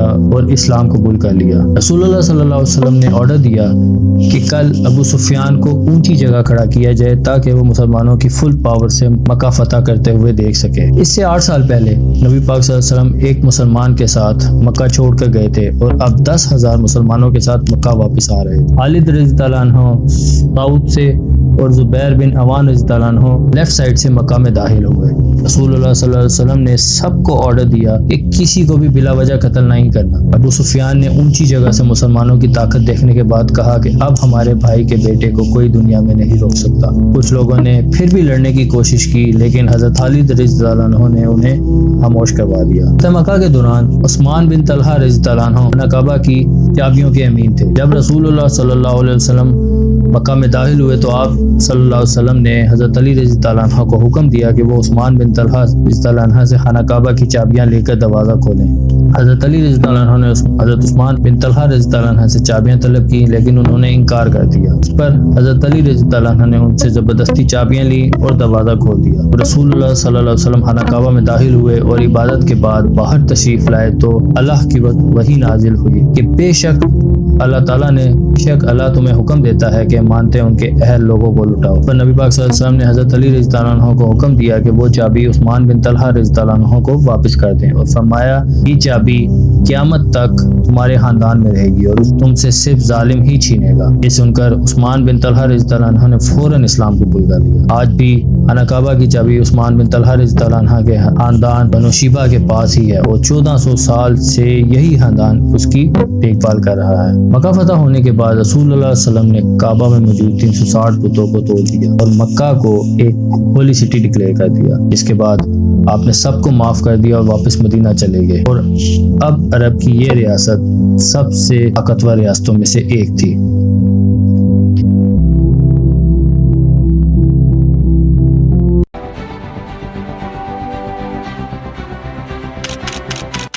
لیکن عرب کے دو بڑے قبیلے بنو خوازین اور بنو ثقیف نے مسلمانوں کو پورے عرب پر حکومت کرنے سے روکنے کے لیے مسلمانوں سے جنگ کرنے کا اعلان کر دیا۔ یہ وہی قبیلہ ہے جس نے کچھ سال پہلے جب رسول اللہ صلی اللہ علیہ وسلم اسلام کی دعوت دینے کے لیے گئے تو انہوں نے رسول اللہ صلی اللہ علیہ وسلم کو کمزور سمجھ کر ان کا بہت مذاق اڑایا اور اتنے پتھر مارے کہ رسول اللہ صلی اللہ علیہ وسلم کے جسم کو خون سے لال کر دیا، لیکن پھر بھی اللہ کے رسول نے انہیں معاف کر دیا۔ اور اس کے کچھ ہی سال بعد مکہ کو فتح کرنے کے بعد حالات بالکل مختلف ہو چکے تھے اور رسول اللہ صلی اللہ علیہ وسلم پورے عرب سے 12,000 لوگوں کی فوج لے کر طائف کی طرف روانہ ہوئے۔ طائف کے لوگ انہیں اس بات کا علم ہوا، وہ اپنا شہر چھوڑ کر مسلمانوں سے لڑنے کے لیے حنین کی وادی میں جمع ہو گئے۔ حنین مکہ اور طائف کے بیچ میں ایک علاقہ ہے جو دو بڑے پہاڑوں کے درمیان ہے۔ طائف کے لیڈر نے اپنی ساری فوج کو کہا اور کہ سب اپنے بچے اور عورتوں کو بھی ساتھ لے کر آئیں تاکہ ان کی فوج جم کر مقابلہ کر سکے اور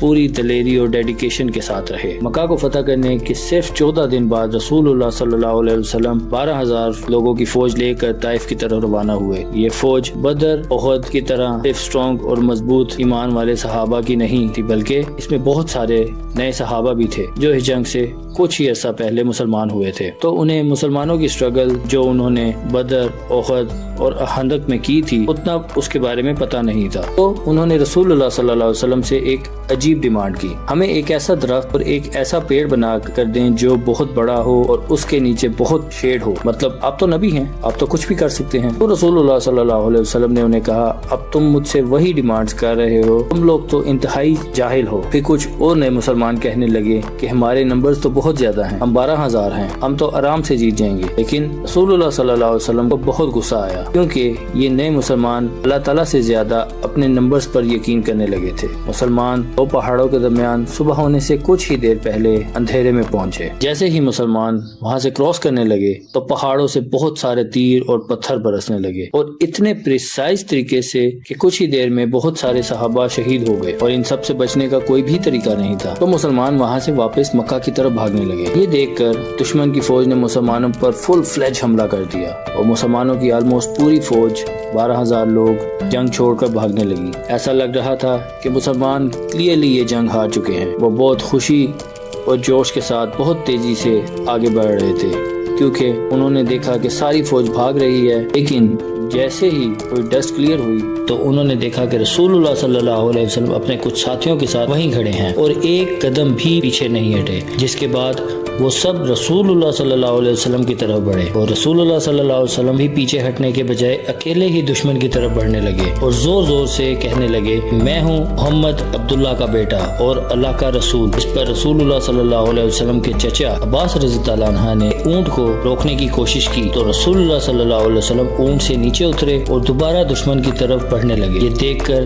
حضرت عباس رضی اللہ عنہ زور زور سے اپنی فوج کو بلانے لگے اور کہنے لگے کہ کہاں جا رہے ہو اللہ کے رسول کو چھوڑ کر، جس پر انہیں احساس ہوا کہ اگر آج ساتھ چھوڑ دیا تو رسول اللہ صلی اللہ علیہ وسلم کی جان کو بھی خطرہ ہو سکتا ہے، کیونکہ رسول اللہ صلی اللہ علیہ وسلم ایک قدم بھی پیچھے نہیں ہٹ رہے تھے۔ آپ صلی اللہ علیہ وسلم کا یہ جذبہ دیکھ کر آہستہ آہستہ پوری فوج جنگ میں واپس آنے لگی، مسلمان دوبارہ سٹرونگ ہونے لگے۔ کچھ ہی ٹائم میں پورے 12,000 مسلمان دوبارہ جنگ میں آ گئے اور دشمنوں پر حملہ کر دیا۔ پھر دھیرے دھیرے رسول اللہ صلی اللہ علیہ وسلم کے ساتھیوں نے جنگ کو جیت لیا، دشمن کی فوج بھاگ گئی۔ مسلمانوں کی فوج نے دشمن کا پیچھا کیا، 6,000 قیدیوں کو اور 24,000 کیملز، گولڈ اور سلور سب کچھ کیپچر کیا۔ آخرکار مسلمان ان کا پیچھا کرتے کرتے طائف کے قلعے تک پہنچ گئے، لیکن طائف کے لوگوں نے اپنی پوری خوراک جمع کر لی تھی اور اپنے آپ کو قلعے میں بند کر لیا تھا۔ مسلمانوں نے بہت کوشش کی لیکن یہ قلعہ نہیں ٹوٹ سکا۔ حضرت خالد بن ولید رضی اللہ عنہ ہر دن طائف کے سامنے جا کر انہیں جنگ کرنے کے لیے چیلنج کرتے، لیکن کوئی بھی وہاں سے نہیں نکلتا۔ ایک دن رسول اللہ صلی اللہ علیہ وسلم نے اعلان کیا کہ طائف کے جتنے بھی غلام ہیں اگر وہ ان کو چھوڑ کر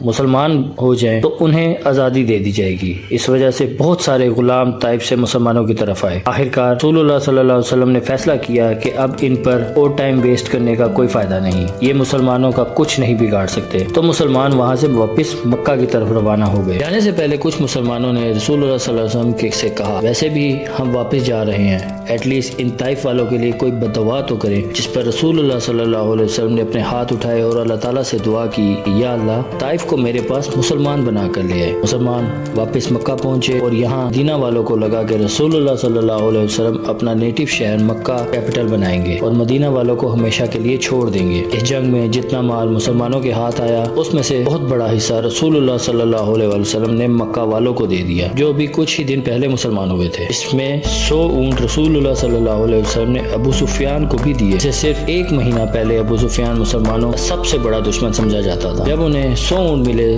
تو انہوں نے کہا، یا رسول اللہ صلی اللہ علیہ وسلم میرا بیٹا یزید، اور رسول اللہ صلی اللہ علیہ وسلم نے انہیں بھی 100 اونٹ دیے۔ تو انہوں نے کہا، یا رسول اللہ صلی اللہ علیہ وسلم میرا بیٹا معاویہ، تو رسول اللہ نے انہیں بھی 100 اونٹ دیے۔ اس کے بعد مدینہ والوں کو یہ بات بہت عجیب لگی اور ان میں سے ایک نے کہا کہ ہماری تلواروں سے ان مکہ والوں کا خون ابھی تک ٹپک رہا ہے اور یہاں مال انہیں دیا جا رہا ہے۔ اور ایک شخص یہ بھی کہا، ہو سکتا ہے یہ رسول اللہ صلی اللہ علیہ وسلم کے اپنے ہیں اس لیے انہیں اتنا کچھ دیا جا رہا ہے۔ جب رسول اللہ صلی اللہ علیہ وسلم کو ان سب باتوں کا پتہ چلا، انہوں نے مدینہ کے سارے انصار کو ایک جگہ جمع کیا اور انہیں کہا، کیا تم لوگ گمراہ نہیں تھے اور میری وجہ سے اللہ تعالیٰ نے تمہیں سیدھا راستہ نہیں دکھایا؟ کیا تم لوگ غریب نہیں تھے اور اللہ نے تمہیں مال نہیں دیا؟ تم سارے آپس میں لڑتے رہتے تھے اور اللہ تعالیٰ نے تمہیں یونائٹڈ نہیں کر دیا؟ تو انہوں نے کہا، یہ سب بالکل سچ ہے۔ تو رسول اللہ صلی اللہ علیہ وسلم نے کہا کہ اب تم یہ ساری باتیں مجھے بھی کہو کہ جب تمہارے اپنے لوگوں نے تمہیں ریجیکٹ کیا تو ہم نے تمہاری مدد کی، جب تم پورے عرب میں کسی سے مدد نہیں پا رہے تھے تو ہم نے تمہیں پناہ دی، جب تم غریب اور کمزور تھے تو صرف ہم تمہارے ساتھ کھڑے تھے۔ پھر رسول اللہ صلی اللہ علیہ وسلم نے کہا، کیا یہ بہتر نہیں ہوگا کہ یہ لوگ اپنے ساتھ دنیا کا مال اور دولت لے جائیں اور تم اپنے ساتھ اللہ کے رسول کو لے جاؤ؟ اور رسول اللہ صلی اللہ علیہ وسلم نے مدینہ والوں کے لیے دعا کی کہ یا اللہ مدینہ والوں پر رحم کر اور ان کے بچوں پر رحم کر۔ یہ سب سن کر مدینہ کے انصار بہت خوش ہوئے اور اس کے کچھ ہی دن بعد رسول اللہ صلی اللہ علیہ وسلم واپس اپنے کیپٹل مدینہ چلے گئے۔ اور یہ بہت ہی بڑی بات تھی کیونکہ مدینہ والوں نے صرف اونٹ اور بکریوں کی ڈیمانڈ کی ہوتی اور رسول اللہ صلی اللہ علیہ وسلم مدینہ کو چھوڑ کر مکہ میں بس گئے ہوتے۔ تو آج تک جتنے بھی لوگ حج یا عمرہ کے لیے جاتے ہیں وہ صرف مکہ ہی وزٹ کرتے کیونکہ کعبہ اور روضہ رسول دونوں مکہ میں ہوتے، لیکن پچھلے 1400 سال سے مدینہ کی پوری اکانومی اس بات سے چلتی ہے کہ وہاں روضہ رسول صلی اللہ علیہ وسلم ہے، جس سے ہر سال لاکھوں لوگ پوری دنیا سے مدینہ کی طرف جاتے ہیں اور مدینہ والے بلینز آف ڈالرز کماتے ہیں۔ رسول اللہ صلی اللہ علیہ وسلم نے مدینہ والوں کے اولاد کے لیے جو دعا مانگی تھی وہ اللہ تعالیٰ نے اس طرح پوری کی۔ مدینہ والے پچھلے 50 جنریشنز تک بالکل امن اور ایک سٹیبل اکانومی میں رہتے ہیں، اور ایک سٹیبل اکانومی کتنی ضروری ہوتی ہے یہ ہم پاکستانیوں سے بڑھ کر کوئی نہیں جان سکتا۔ مدینہ کی یہ سٹیبل اکانومی قیامت تک چلتی رہے گی۔ حنین کی جنگ رسول اللہ صلی اللہ علیہ وسلم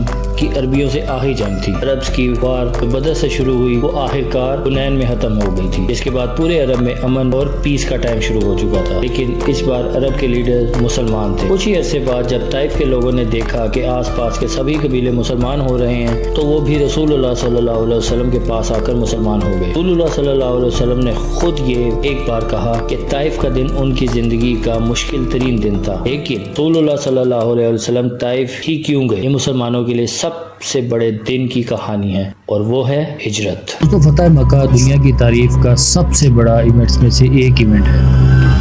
مکہ کو فتح کرنے سے 2 سال پہلے مسلمانوں اور کفار کے درمیان ایک ایگریمنٹ ہوا جس کا نام تھا صلح حدیبیہ۔ تو ایک پوائنٹ یہ تھا کہ 10 سال تک مسلمانوں اور مکہ والوں کے درمیان کوئی لڑائی نہیں ہوگی، اور عرب کے سارے قبائل کے پاس یہ اجازت ہوگی کہ وہ مسلمانوں اور کفار میں سے کسی ایک کے ساتھ بھی پارٹنرشپ کر سکتے ہیں۔ اگر ان قبائلوں میں سے کسی ایک نے بھی ایک دوسرے پر حملہ کیا تو صلح حدیبیہ ختم ہو جائے گی۔ بنو بکر اور بنو حذا ایک دوسرے کے بہت پرانے دشمن تھے۔ بنو بکر پاورفل اور انفلوئنشل قبیلے تھے، تو انہوں نے سوچا کہ اب ان کمزور مسلمانوں سے کیا پارٹنرشپ کرنی، تو انہوں نے اس وقت کے زیادہ پاورفل اور رچ قبیلے قریش کے ساتھ پارٹنرشپ کر لی۔ اس کے بعد بنو حذا کے پاس اور کوئی آپشن نہیں تھا، تو انہوں نے مسلمانوں کا ساتھ دے دیا۔ یہ حالات تھے صلح حدیبیہ کے وقت پر، لیکن اس کے کچھ ہی عرصے کے بعد مسلمانوں نے آرام سے سب سے رچ ڈیلوں میں سے ایک خیبر کو فتح کیا، اور اس کے بعد رومنز کے ساتھ جنگ مؤتہ میں بھی ٹکر لی۔ تو اب مسلمانوں کے حالات تو بہت مختلف ہو چکے تھے، اور اب قریش ایک کمزور پارٹی بن چکے تھے۔ قریش ہر وقت صرف اسی کوشش میں رہتے تھے کہ کسی بھی طرح 10 سال تک لڑائی نہ کرنے کا جو ایگریمنٹ ہے وہ ختم نہ ہو، لیکن قریش کے پارٹنرز بنو بکر نے پرانی دشمنی کی وجہ سے مسلمانوں کے دوست بنو حذا کے کافی لوگوں کو اندھیرے میں مار دیا۔ بنو حذا کمزور تھے تو وہ سیدھا نبی پاک صلی اللہ علیہ وسلم کے پاس گئے اور ان سے مدد مانگی۔ مکہ والوں کو جب اس بات کا پتہ چلا تو وہ بہت ڈر گئے، اور انہوں نے فوراً ابو سفیان کو مدینہ بھیجا۔ ابو سفیان جیسے ہی مدینہ پہنچا تو وہ سیدھا اپنی بیٹی ام حبیبہ رضی اللہ عنہا کے گھر گئے، جو اس وقت رسول اللہ صلی اللہ علیہ وسلم کی وائف تھیں۔ جب ابو سفیان اپنی بیٹی کے گھر میں داخل ہوئے تو ان کی بیٹی نے کارپیٹ ہٹا دیا۔ ابو سفیان نے پوچھا کہ یہ کیوں؟ تو اس کی بیٹی نے کہا کہ یہ کارپیٹ پر رسول اللہ صلی اللہ علیہ وسلم پہ بیٹھتے ہیں اور آپ ایک ناپاک مشرک ہیں۔ پھر ابو سفیان رسول اللہ صلی اللہ علیہ وسلم کے پاس گیا اور ان سے بھیک مانگی کہ ہم سے صلح کر لو، ہم نے کچھ نہیں کیا، لیکن اس کی بات نہیں مانی گئی۔ پھر ابو سفیان حضرت ابو بکر رضی اللہ عنہ، حضرت عمر رضی اللہ عنہ اور پھر حضرت علی رضی اللہ عنہ کے پاس بھی گئے اور ان سے بھی معافی مانگی، لیکن کسی نے ان کی کوئی بات نہیں مانی۔ ابو سفیان اس کے بعد مکہ واپس چلا گیا اور سب کو بتا دیا کہ اب ہمیں بچانے والا کوئی نہیں ہے، صلح حدیبیہ ختم ہو چکی ہے۔ کچھ ہی ٹائم کے بعد مکہ والوں نے مسلمانوں کی طرف سے اتنی جلدی حملہ کبھی ایکسپیکٹ ہی نہیں کیا۔ مدینہ میں صرف رسول اللہ صلی اللہ علیہ وسلم کسی کو بتائے بغیر حملے کی تیاری شروع کر دی، اور کسی کو نہیں بتایا کہ حملہ کب اور کہاں ہوگا۔ ایون حضرت ابو بکر رضی اللہ عنہ نے اپنی بیٹی عائشہ رضی اللہ عنہ سے بھی پوچھا، لیکن انہوں نے بھی جواب دیا کہ مجھے کچھ معلوم نہیں۔ رسول اللہ صلی اللہ علیہ وسلم نے عرب کو کنفیوز کرنے کے لیے ایک چھوٹی فوج مدینہ کے بجائے رومن کی طرف بھی بھیجی، تاکہ لوگ سمجھے کہ مسلمان رومن امپائر پر حملہ کرنا چاہ رہے ہیں۔ مکہ بالکل سیف ہے، لیکن مکہ بالکل بے خبر رہا۔ اس کے بعد ایک شخص خاطب بن ابی بلتا نے ایک عورت کے ذریعے مکہ والوں کو ایک لیٹر بھیج دیا کہ مسلمان حملہ کر رہے ہیں تو تیار ہو جاؤ، لیکن اللہ تعالیٰ نے رسول اللہ صلی اللہ علیہ وسلم کو پہلے ہی اس خط کے بارے میں بتا دیا۔ اس کے بعد رسول اللہ نے حضرت علی رضی اللہ عنہ کو اس عورت کو روکنے کے لیے بھیجا۔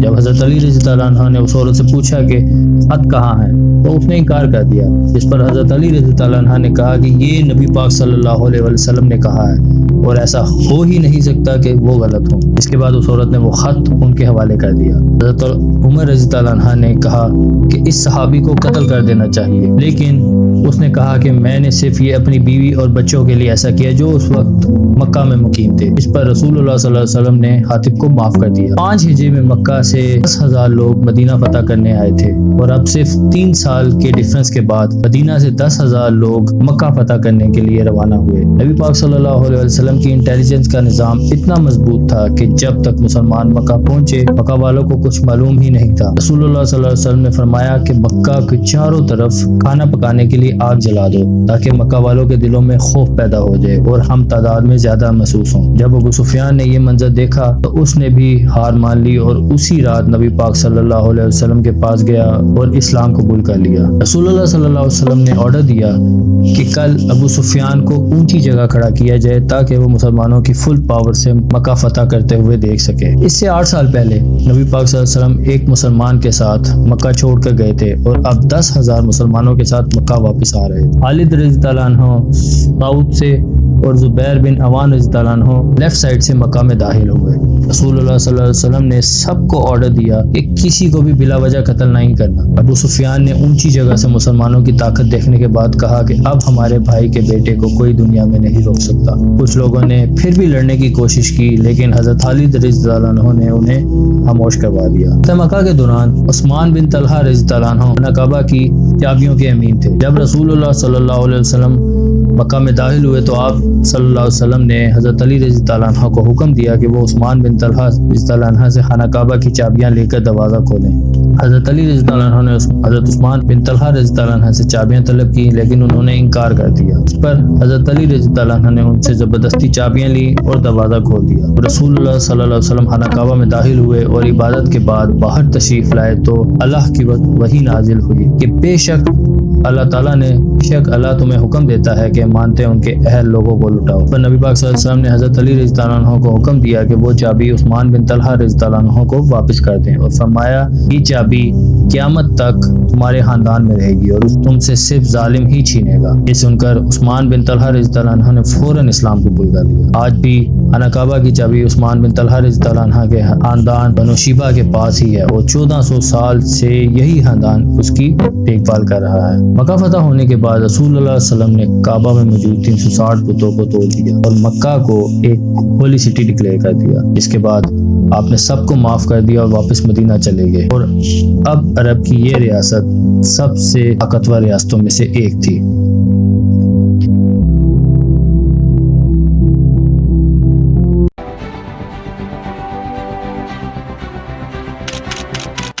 لیکن عرب کے 2 بڑے قبیلے بنو خوازین اور بنو ثقیف نے مسلمانوں کو پورے عرب پر حکومت کرنے سے روکنے کے لیے مسلمانوں سے جنگ کرنے کا اعلان کر دیا۔ یہ وہی قبیلہ ہے جس نے کچھ سال پہلے جب رسول اللہ صلی اللہ علیہ وسلم اسلام کی دعوت دینے کے لیے گئے تو انہوں نے رسول اللہ صلی اللہ علیہ وسلم کو کمزور سمجھ کر ان کا بہت مذاق اڑایا اور اتنے پتھر مارے کہ رسول اللہ صلی اللہ علیہ وسلم کے جسم کو خون سے لال کر دیا، لیکن پھر بھی اللہ کے رسول نے انہیں معاف کر دیا۔ اور اس کے کچھ ہی سال بعد مکہ کو فتح کرنے کے بعد حالات بالکل مختلف ہو چکے تھے اور رسول اللہ صلی اللہ علیہ وسلم پورے عرب سے 12,000 لوگوں کی فوج لے کر طائف کی طرف روانہ ہوئے۔ طائف کے لوگ انہیں اس بات کا علم ہوا، وہ اپنا شہر چھوڑ کر مسلمانوں سے لڑنے کے لیے حنین کی وادی میں جمع ہو گئے۔ حنین مکہ اور طائف کے بیچ میں ایک علاقہ ہے جو 2 بڑے پہاڑوں کے درمیان ہے۔ طائف کے لیڈر نے اپنی ساری فوج کو کہا اور کہ سب اپنے بچے اور عورتوں کو بھی ساتھ لے کر آئیں تاکہ ان کی فوج جم کر مقابلہ کر سکے اور پوری دلیری اور ڈیڈیکیشن کے ساتھ رہے۔ مکہ کو فتح کرنے کے صرف 14 دن بعد رسول اللہ صلی اللہ علیہ وسلم 12,000 لوگوں کی فوج لے کر طائف کی طرف روانہ ہوئے۔ یہ فوج بدر احد کی طرح صرف اسٹرانگ اور مضبوط ایمان والے صحابہ کی نہیں تھی بلکہ اس میں بہت سارے نئے صحابہ بھی تھے جو اس جنگ سے کچھ ہی عرصہ پہلے مسلمان ہوئے تھے، تو انہیں مسلمانوں کی اسٹرگل اسٹرگل جو انہوں نے بدر، احد اور خندق میں کی تھی اتنا اس کے بارے میں پتہ نہیں تھا، تو انہوں نے رسول اللہ صلی اللہ علیہ وسلم سے ایک عجیب ڈیمانڈ کی، ہمیں ایک ایسا درخت اور ایک ایسا پیڑ بنا کر دیں جو بہت بڑا ہو اور اس کے نیچے بہت شیڈ ہو، مطلب آپ تو نبی ہیں، آپ تو کچھ بھی کر سکتے ہیں۔ تو رسول اللہ صلی اللہ علیہ وسلم نے انہیں کہا، اب تم مجھ سے وہی ڈیمانڈز کر رہے ہو، تم لوگ تو انتہائی جاہل ہو۔ پھر کچھ اور نئے مسلمان کہنے لگے کہ ہمارے نمبرز تو بہت زیادہ ہیں، ہم 12,000 ہیں، ہم تو آرام سے جیت جائیں گے۔ لیکن رسول اللہ صلی اللہ علیہ وسلم کو بہت غصہ آیا، کیونکہ یہ نئے مسلمان اللہ تعالیٰ سے زیادہ اپنے نمبرز پر یقین کرنے لگے تھے۔ مسلمان دو پہاڑوں کے درمیان صبح ہونے سے کچھ ہی دیر پہلے اندھیرے میں پہنچے۔ جیسے ہی مسلمان وہاں سے کراس کرنے لگے تو پہاڑوں سے بہت سارے تیر اور پتھر برسنے لگے، اور اتنے پریسائز طریقے سے کہ کچھ ہی دیر میں بہت سارے صحابہ شہید ہو گئے، اور ان سب سے بچنے کا کوئی بھی طریقہ نہیں تھا۔ تو مسلمان وہاں سے واپس مکہ کی طرف بھاگنے لگے۔ یہ دیکھ کر دشمن کی فوج نے مسلمانوں پر فل فلیج حملہ کر دیا، اور مسلمانوں کی آلموسٹ پوری فوج 12,000 لوگ جنگ چھوڑ کر بھاگنے لگی۔ ایسا لگ رہا تھا کہ مسلمان کلیئرلی یہ جنگ ہار چکے ہیں۔ وہ بہت خوشی اور جوش کے ساتھ بہت تیزی سے آگے بڑھ رہے تھے، کیونکہ انہوں نے دیکھا کہ ساری فوج بھاگ رہی ہے، لیکن جیسے ہی کوئی ڈسٹ کلیئر ہوئی تو انہوں نے دیکھا کہ رسول اللہ صلی اللہ علیہ وسلم اپنے کچھ ساتھیوں کے ساتھ وہیں کھڑے ہیں اور ایک قدم بھی پیچھے نہیں ہٹے، جس کے بعد وہ سب رسول اللہ صلی اللہ علیہ وسلم کی طرف بڑھے، اور رسول اللہ صلی اللہ علیہ وسلم بھی پیچھے ہٹنے کے بجائے اکیلے ہی دشمن کی طرف بڑھنے لگے اور زور زور سے کہنے لگے، میں ہوں محمد عبداللہ کا بیٹا اور اللہ کا رسول۔ اس پر رسول اللہ صلی اللہ علیہ وسلم کے چچا عباس رضی اللہ عنہ نے اونٹ کو روکنے کی کوشش کی، تو رسول اللہ صلی اللہ علیہ وسلم اونٹ سے نیچے اترے اور دوبارہ دشمن کی طرف بڑھنے لگے۔ یہ دیکھ کر حضرت عباس رضی اللہ عنہ زور زور سے اپنی فوج کو بلانے لگے اور کہنے لگے کہ کہاں جا رہے ہو اللہ کے رسول کو چھوڑ کر، جس پر انہیں احساس ہوا کہ اگر آج ساتھ چھوڑ دیا تو رسول اللہ صلی اللہ علیہ وسلم کی جان کو بھی خطرہ ہو سکتا ہے، کیونکہ رسول اللہ صلی اللہ علیہ وسلم ایک قدم بھی پیچھے نہیں ہٹ رہے تھے۔ آپ صلی اللہ علیہ وسلم کا یہ جذبہ دیکھ کر آہستہ آہستہ پوری فوج جنگ میں واپس آنے لگی، مسلمان دوبارہ اسٹرانگ ہونے لگے۔ کچھ ہی ٹائم میں پورے 12,000 مسلمان دوبارہ جنگ میں آ گئے اور دشمنوں پر حملہ کر دیا۔ پھر دھیرے دھیرے رسول اللہ صلی اللہ علیہ وسلم کے ساتھیوں نے جنگ کو جیت لیا، دشمن کی فوج بھاگ گئی۔ مسلمانوں کی فوج نے دشمن کا پیچھا کیا، 6,000 قیدیوں کو اور 24,000 کیملز، گولڈ اور سلور سب کچھ کیپچر کیا۔ آخرکار مسلمان ان کا پیچھا کرتے کرتے طائف کے قلعے تک پہنچ گئے، لیکن طائف کے لوگوں نے اپنی پوری خوراک اندر جمع کر لی تھی اور اپنے آپ کو قلعے میں بند کر لیا تھا۔ مسلمانوں نے بہت کوشش کی لیکن یہ قلعہ نہیں ٹوٹ سکا۔ حضرت خالد بن ولید رضی اللہ عنہ ہر دن طائف کے سامنے جا کر انہیں جنگ کرنے کے لیے چیلنج کرتے، لیکن کوئی بھی وہاں سے نہیں نکلتا۔ ایک دن رسول اللہ صلی اللہ علیہ وسلم نے اعلان کیا کہ طائف کے جتنے بھی غلام ہیں اگر وہ ان کو چھوڑ کر مسلمان ہو جائیں تو انہیں آزادی دے دی جائے گی۔ اس وجہ سے بہت سارے غلام طائف سے مسلمانوں کی طرف آئے۔ آخرکار رسول اللہ صلی اللہ علیہ وسلم نے فیصلہ کیا کہ اب ان پر اور ٹائم ویسٹ کرنے کا کوئی فائدہ نہیں، یہ مسلمانوں کا کچھ نہیں بگاڑ سکتے۔ تو مسلمان وہاں سے واپس مکہ کی طرف روانہ ہو گئے۔ جانے سے پہلے کچھ مسلمانوں نے رسول اللہ صلی اللہ علیہ وسلم سے کہا، ویسے بھی ہم واپس جا رہے ہیں، ایٹ لیسٹ ان طائف والوں کے لیے کوئی بد دعا تو کریں۔ جس پر رسول اللہ صلی اللہ علیہ وسلم نے اپنے ہاتھ اٹھائے اور اللہ تعالیٰ سے دعا کی، یا اللہ طائف کو میرے پاس مسلمان بنا کر لے آئے۔ مسلمان واپس مکہ پہنچے اور یہاں مدینہ والوں کو لگا کہ رسول اللہ صلی اللہ علیہ وسلم اپنا نیٹو شہر مکہ کیپٹل بنائیں گے اور مدینہ والوں کو ہمیشہ کے لیے چھوڑ دیں گے۔ اس جنگ میں جتنا مال مسلمانوں کے ہاتھ آیا اس میں سے بہت بڑا حصہ رسول اللہ صلی اللہ علیہ وسلم نے مکہ والوں کو دے دیا، جو بھی کچھ ہی دن پہلے مسلمان ہوئے تھے۔ اس میں 100 اونٹ رسول اللہ صلی اللہ علیہ وسلم نے ابو سفیان کو بھی دیے، جسے صرف ایک مہینہ پہلے ابو سفیان مسلمانوں کا سب سے بڑا دشمن سمجھا جاتا تھا۔ جب انہیں 100 اونٹ ملے تو انہوں نے کہا، یا رسول اللہ صلی اللہ علیہ وسلم میرا بیٹا یزید، اور رسول اللہ صلی اللہ علیہ وسلم نے انہیں بھی 100 اونٹ دیے۔ تو انہوں نے کہا، یا رسول اللہ صلی اللہ علیہ وسلم میرا بیٹا معاویہ، تو رسول اللہ نے انہیں بھی 100 اونٹ دیے۔ اس کے بعد مدینہ والوں کو یہ بات بہت عجیب لگی اور ان میں سے ایک نے کہا کہ ہماری تلواروں سے ان مکہ والوں کا خون ابھی تک ٹپک رہا ہے اور یہاں مال انہیں دیا جا رہا ہے۔ اور ایک شخص یہ بھی کہا، ہو سکتا ہے یہ رسول اللہ صلی اللہ علیہ وسلم کے اپنے ہیں اس لیے انہیں اتنا کچھ دیا جا رہا ہے۔ جب رسول اللہ صلی اللہ علیہ وسلم کو ان سب باتوں کا پتہ چلا، انہوں نے مدینہ کے سارے انصار کو ایک جگہ جمع کیا اور انہیں کہا، کیا تم لوگ گمراہ نہیں تھے اور میری وجہ سے اللہ تعالیٰ نے تمہیں سیدھا راستہ نہیں دکھایا؟ کیا تم لوگ غریب نہیں تھے اور اللہ نے تمہیں مال نہیں دیا؟ تم سارے آپس میں لڑتے رہتے تھے اور اللہ تعالیٰ نے تمہیں یونائٹڈ نہیں کر دیا؟ تو انہوں نے کہا، یہ سب بالکل سچ ہے۔ تو رسول اللہ صلی اللہ علیہ وسلم نے کہا کہ اب تم یہ ساری باتیں باتیں مجھے بھی کہو کہ جب تمہارے اپنے لوگوں نے تمہیں ریجیکٹ کیا تو ہم نے تمہاری مدد کی، جب تم پورے عرب میں کسی سے مدد نہیں پا رہے تھے تو ہم نے تمہیں پناہ دی، جب تم غریب اور کمزور تھے تو صرف ہم تمہارے ساتھ کھڑے تھے۔ پھر رسول اللہ صلی اللہ علیہ وسلم نے کہا، کیا یہ بہتر نہیں ہوگا کہ یہ لوگ اپنے ساتھ دنیا کا مال اور دولت لے جائیں اور تم اپنے ساتھ اللہ کے رسول کو لے جاؤ؟ اور رسول اللہ صلی اللہ علیہ وسلم نے مدینہ والوں کے لیے دعا کی کہ یا اللہ مدینہ والوں پر رحم کر اور ان کے بچوں پر رحم کر۔ یہ سب سن کر مدینہ کے انصار بہت خوش ہوئے اور اس کے کچھ ہی دن بعد رسول اللہ صلی اللہ علیہ وسلم واپس اپنے کیپٹل مدینہ چلے گئے، اور یہ بہت ہی بڑی بات تھی کیونکہ مدینہ والوں نے صرف اونٹ اور بکریوں کی ڈیمانڈ کی ہوتی اور رسول اللہ صلی اللہ علیہ وسلم مدینہ کو چھوڑ کر مکہ میں بس گئے ہوتے۔ تو آج تک جتنے بھی لوگ حج یا عمرہ کے لیے جاتے ہیں وہ صرف مکہ ہی وزٹ کرتے کیونکہ کعبہ اور روضہ رسول دونوں مکہ میں ہوتے، لیکن پچھلے 1400 سال سے مدینہ کی پوری اکانومی اس بات سے چلتی ہے کہ وہاں روضہ رسول صلی اللہ علیہ وسلم ہے، جس سے ہر سال لاکھوں لوگ پوری دنیا سے مدینہ کی طرف جاتے ہیں اور مدینہ والے بلینز آف ڈالرز کماتے ہیں۔ رسول اللہ صلی اللہ علیہ وسلم نے مدینہ والوں کے اولاد کے لیے جو دعا مانگی تھی وہ اللہ تعالیٰ نے اس طرح پوری کی۔ مدینہ والے پچھلے 50 جنریشنز تک بالکل امن اور ایک سٹیبل اکانومی میں رہتے ہیں، اور ایک سٹیبل اکانومی کتنی ضروری ہوتی ہے یہ ہم پاکستانیوں سے بڑھ کر کوئی نہیں جان سکتا۔ مدینہ کی یہ سٹیبل اکانومی قیامت تک چلتی رہے گی۔ حنین کی جنگ رسول اللہ صلی اللہ علیہ وسلم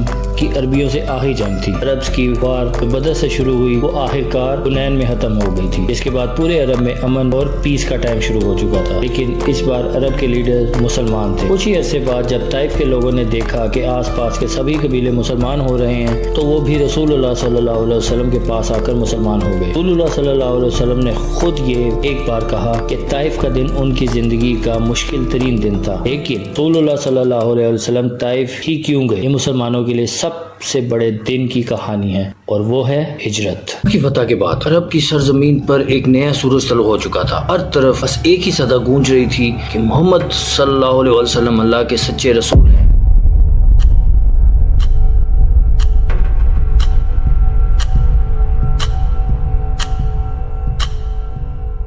لیکن جیسے ہی اسلام عرب کے کونے کونے میں پھیلنے لگا دنیا کی سب سے بڑی طاقت رومن امپائر دل ملا اٹھی۔ اب وہ وقت قریب تھا جب صحرائے عرب کے سپاہی دنیا کی سب سے بڑی سپر پاور کو لڑکانے جا رہے تھے، ایک ایسی جنگ جو نہ صرف عرب بلکہ دنیا کے سیاسی نقشے کو بھی بدل دینے والی تھی۔ مکہ کو بہت سی مشکلوں کے بعد فتح کیا گیا تھا، تو اب پورے عرب کو یہ بات معلوم ہو چکی تھی کہ حضرت محمد صلی اللہ علیہ وسلم ہی اللہ تعالیٰ کے سچے رسول ہیں۔ اس کے بعد پورے عرب میں بہت تیزی سے لوگ اسلام کی طرف آنے لگے اور اسلامی سلطنت عرب بھر میں پھیلنے لگی۔ اب مسلمانوں کے لیے عرب میں کوئی بھی خطرہ باقی نہیں تھا، لیکن عرب کے باہر دنیا کی سب سے بڑی سپر پاور رومن امپائر عربوں کو متحد ہوتا دیکھ رہی تھی اور وہ اس چیز سے بالکل بھی خوش نہیں تھی۔ اسی وجہ سے دنیا بھر میں یہ خبریں پھیلنے لگی کہ بہت جلد رومن امپائر مسلمانوں پر حملہ کرنے والی ہے تاکہ عربوں کو متحد ہونے سے روکا جا سکے۔ کچھ لوگوں نے کہا کہ رومنز 40,000 کا لشکر لے کر آ رہے ہیں اور کچھ نے کہا کہ وہ 1 لاکھ کی فوج لے کر مسلمانوں کی طرف بڑھ رہے ہیں۔ یہ سن کر مسلمان ہر وقت چکنے رہنے لگے کہ کسی بھی وقت رومنز حملہ کر سکتے ہیں۔ تو آخرکار نبی کریم صلی اللہ علیہ وسلم نے ہجرت کے 9 سال بعد رومن امپائرز کے خلاف جنگ کا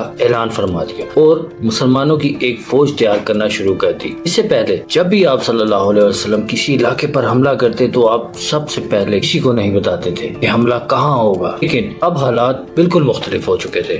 آپ صلی اللہ علیہ وسلم نے پہلے سے ہی پورے عرب کو بتا دیا کہ ہم دنیا کی سب سے بڑی رومن امپائر سے لڑنے جا رہے ہیں اور ہر مسلمان پر اس جنگ میں شریک ہونا لازمی ہے اور فرض ہے۔ جو مسلمان جنگ میں شریک نہیں ہوگا اسے منافق ڈکلیئر کر دیا جائے گا۔ رومن امپائر اس سے کچھ ہی عرصہ پہلے فارس کی سلطنت کو شکست دے کر دنیا کی سب سے بڑی سپر پاور بن چکی تھی، جسے چیلنج کرنا ناممکن سمجھا جاتا تھا۔ سب کا یہی خیال تھا کہ عرب جو ابھی بھی متحد ہوئے ہیں وہ رومنز کا مقابلہ نہیں کر سکتے۔ منافقین نے بھی مسلمانوں کو رومن امپائر کی طاقت سے ڈرانا شروع کر دیا۔ نبی کریم صلی اللہ علیہ وسلم کے اس اعلان کے بعد عرب میں 2 گروہ بن گئے، ایک جو اپنا سب کچھ قربان کرنے کے بغیر کسی خوف کے مدینہ کی طرف جنگ میں شامل ہو گئے، اور دوسرا جو اس خطرناک جنگ سے بچنے کے لیے ہیلے بہانے کرنے لگے۔ آہستہ آہستہ پورے عرب سے لوگ اس میں شامل ہونے لگے اور آخر کار مسلمانوں کی تعداد 30,000 تک پہنچ گئی، لیکن اتنی بڑی فوج کو سنبھالنا بھی ایک بہت مشکل ٹاسک تھا۔ یہ جنگ سال کے سب سے گرم وقت میں ہونی تھی اور وہ بھی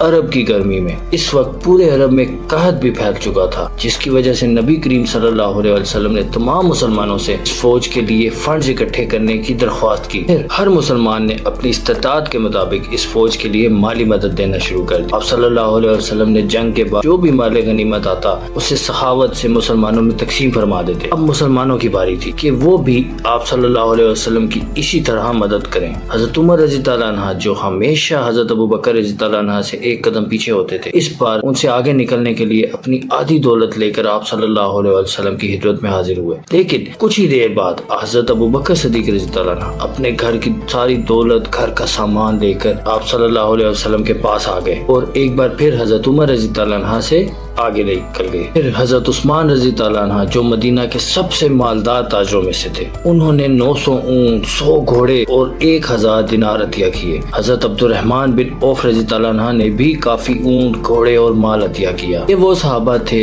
جن کے پاس کاروبار اور دولت تھی، لیکن یہاں وہ صحابہ بھی تھے جن کے پاس کچھ بھی نہیں تھا۔ انہوں نے بھی اس لشکر کے لیے عطیات دیے۔ ان میں سے ایک صحابہ نے ساری رات ایک کافر کے باغ میں مزدوری کر کے کچھ چند کھجوریں کمائی اور وہ بھی اس فوج کو عطیہ کر دیں۔ اتنے احتیاط کے بعد بھی 30,000 کی اس فوج کو سنبھالنا بہت مشکل تھا۔ جب یہ لشکر مدینہ سے روانہ ہوا تو ہر 18 صحابہ کے لیے ایک اونٹ تھا۔ تبوک مدینہ سے تقریباً 700 کلومیٹر کے فاصلے پر ہے اور وہاں پہنچنے کے لیے کم از کم 15 دن کا سفر درکار تھا، لہٰذا 18 صحابہ ایک ہی اونٹ پر باری باری سوار ہوتے۔ بہت ہی مشکل کام تھا، لیکن کچھ دن بعد مسلمانوں کے پاس کھانے پینے کا سامان بھی ختم ہو گیا، جس کی وجہ سے انہیں اپنے اونٹوں کو بھی ذبح کرنا پڑا۔ اتنے سخت حالات میں بھی سب کو معلوم تھا کہ اگر وہ اس جنگ سے پیچھے ہٹ گئے تو منافق ڈکلیئر ہو جائیں گے، اس لیے سب مسلمان ان مشکلات کے باوجود آگے بڑھتے رہے۔ لیکن ایک صحابی حضرت ابو ذر غفاری رضی اللہ عنہ اپنے اونٹ کی وجہ سے لشکر سے پیچھے رہ گئے تو انہوں نے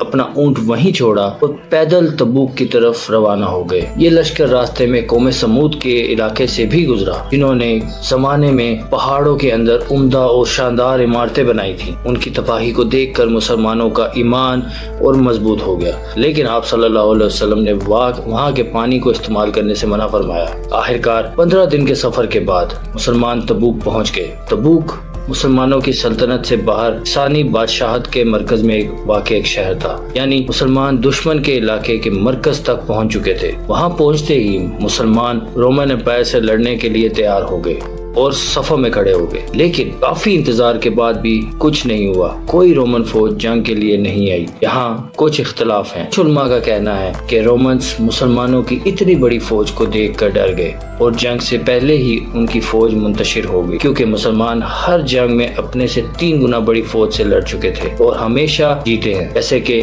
بدر میں مسلمان 300 اور دشمن 1000 تھے، اسی طرح احد میں 1000 مسلمان اور دشمن 30,000، اسی طرح خیبر میں 3000 مسلمان اور 10,000 کا لشکر۔ کچھ علماء یہ بھی کہتے ہیں کہ رومنز نے کبھی مسلمانوں پر حملہ کیا ہی نہیں تھا، یہ صرف افواہیں تھیں۔ لیکن جو بھی تھا، اس واقعے کے بعد پورے عرب میں یہ بات پھیل گئی کہ مسلمان رومن امپائر کے بارڈر تک پہنچ چکے تھے اور انہیں جنگ کی دعوت دی۔ لیکن رومنز جو دنیا کی سب سے بڑی سپر پاور تھی، مسلمانوں سے ڈر کر پیچھے ہٹ گئے۔ اب تک دنیا مسلمانوں کو ایک چھوٹی سی طاقت سمجھتی تھی، لیکن اس واقعے کے بعد دنیا نے مسلمانوں کو ایک گلوبل پاور کے طور پر دیکھنا شروع کر دیا۔ تبوک کے آس پاس جتنے چھوٹے چھوٹے بادشاہتیں تھیں، پہلے رومن امپائر کے ماتحت ہوا کرتی تھی، انہوں نے مسلمانوں کی طاقت دیکھ کر رومنز کو چھوڑ دیا اور نبی کریم صلی اللہ علیہ وسلم کے سامنے سر جھکا دیا اور جزیہ دینے کا وعدہ کیا۔ جو ریاستیں پہلے رومنز کی غلام تھی، وہ اب مسلمانوں کی وسیع ریاستیں بن گئی۔ اب پہلی بار مسلمانوں کی سلطنت کے بارڈر دنیا کی 2 بڑی سپر پاورز رومنز اور فارسی سلطنت سے ٹکرا گئے۔ دنیا نے مسلمانوں کو ایک سپر پاور کے طور پر تسلیم کرنا شروع کر دیا۔ ان چھوٹے بادشاہوں کے سرنڈر کرنے کی وجہ سے مسلمانوں کو بہت سے گھوڑے، اونٹ اور سونا ملا اور آخرکار 20 دن تبوک میں قیام کرنے کے بعد نبی کریم صلی اللہ علیہ وسلم اور یہ 30,000 کا لشکر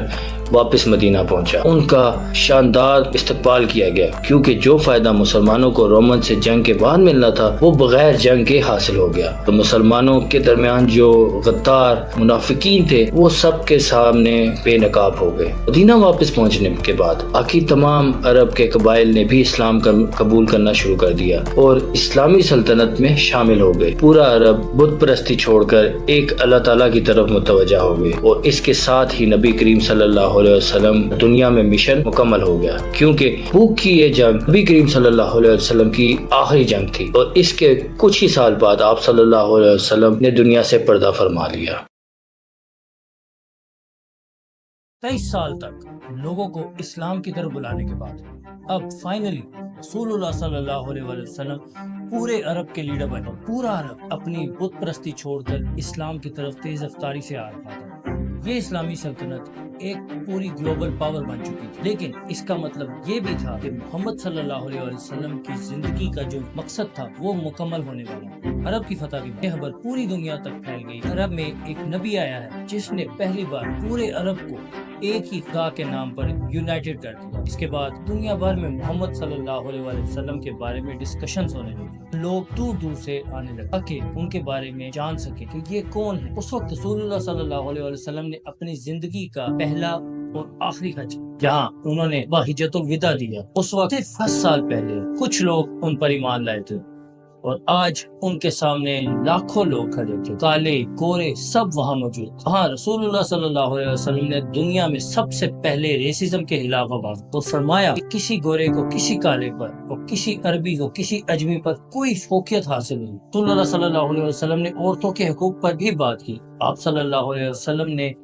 اس دن جو باتیں کی ان میں سے کچھ باتیں آج بھی UN چارٹر کا حصہ ہیں۔ وہاں موجود سب لوگوں نے اس بات کی گواہی دی کہ آپ صلی اللہ علیہ وسلم ہی اللہ تعالیٰ کے آخری نبی ہیں اور آپ صلی اللہ علیہ وسلم نے حق ادا کر دیا ہے۔ آج حج کے بعد رسول اللہ صلی اللہ علیہ وسلم مکہ سے مدینہ کے لیے روانہ ہوئے۔ راستے میں مدینہ ہم نام کی جگہ پر آپ صلی اللہ علیہ وسلم نے ایک اور خطبہ دیا جہاں آپ صلی اللہ علیہ وسلم نے فرمایا کہ جس کا مولا میں ہوں اس کا مولا علی ہے۔ اس سے پہلے غزوہ تبوک کے بعد آپ صلی اللہ علیہ وسلم نے حضرت علی رضی اللہ عنہ کو مدینہ کا لیڈر بنایا تھا اور فرمایا تھا علی کا مجھ سے وہی تعلق جو ہارون کا موسیٰ کے ساتھ، لیکن میرے بعد کوئی نبی نہیں آئے۔ مدینہ پہنچ کر رسول اللہ صلی اللہ علیہ وسلم نے ایک فوج تیار کی جو رومن امپائر کے خلاف جنگ میں جاتی، جس میں حضرت اسامہ بن زید رضی اللہ عنہ کو لیڈر بنایا۔ زید بن حارث رضی اللہ عنہ اسامہ رضی اللہ عنہ کے والد غزوہ مؤتہ میں شہید ہو چکے تھے، لیکن اچانک رسول اللہ صلی اللہ علیہ وسلم کی طبیعت خراب، بیماری بڑھتی گئی۔ شدت کے باوجود آپ صلی اللہ علیہ وسلم نماز کی امامت کرتے رہے۔ آخری دنوں میں آپ صلی اللہ علیہ وسلم ابوبکر رضی اللہ عنہ کو اپنی جگہ نماز پڑھنے کا حکم دیا۔ اپنا آخری دن رسول اللہ صلی اللہ علیہ وسلم نے حضرت عائشہ رضی اللہ عنہ کے حجرے میں گزارا جو مسجد نبی سے اٹیچ تھا۔ طبیعت اور زیادہ خراب ہو گئی اور ایک دن حضرت عائشہ رضی اللہ عنہ کے گھر سے آواز آتی ہے کہ رسول اللہ صلی اللہ علیہ وسلم اس دنیا سے رحلت فرما چکے۔ مدینہ کے لوگ یہ سن کر حیران ہو۔ اس وقت رسول اللہ صلی اللہ علیہ وسلم کی عمر جورجین کیلنڈر کے مطابق تقریباً 61 سال اور اسلامک کیلنڈر کے مطابق 63 سال تھی۔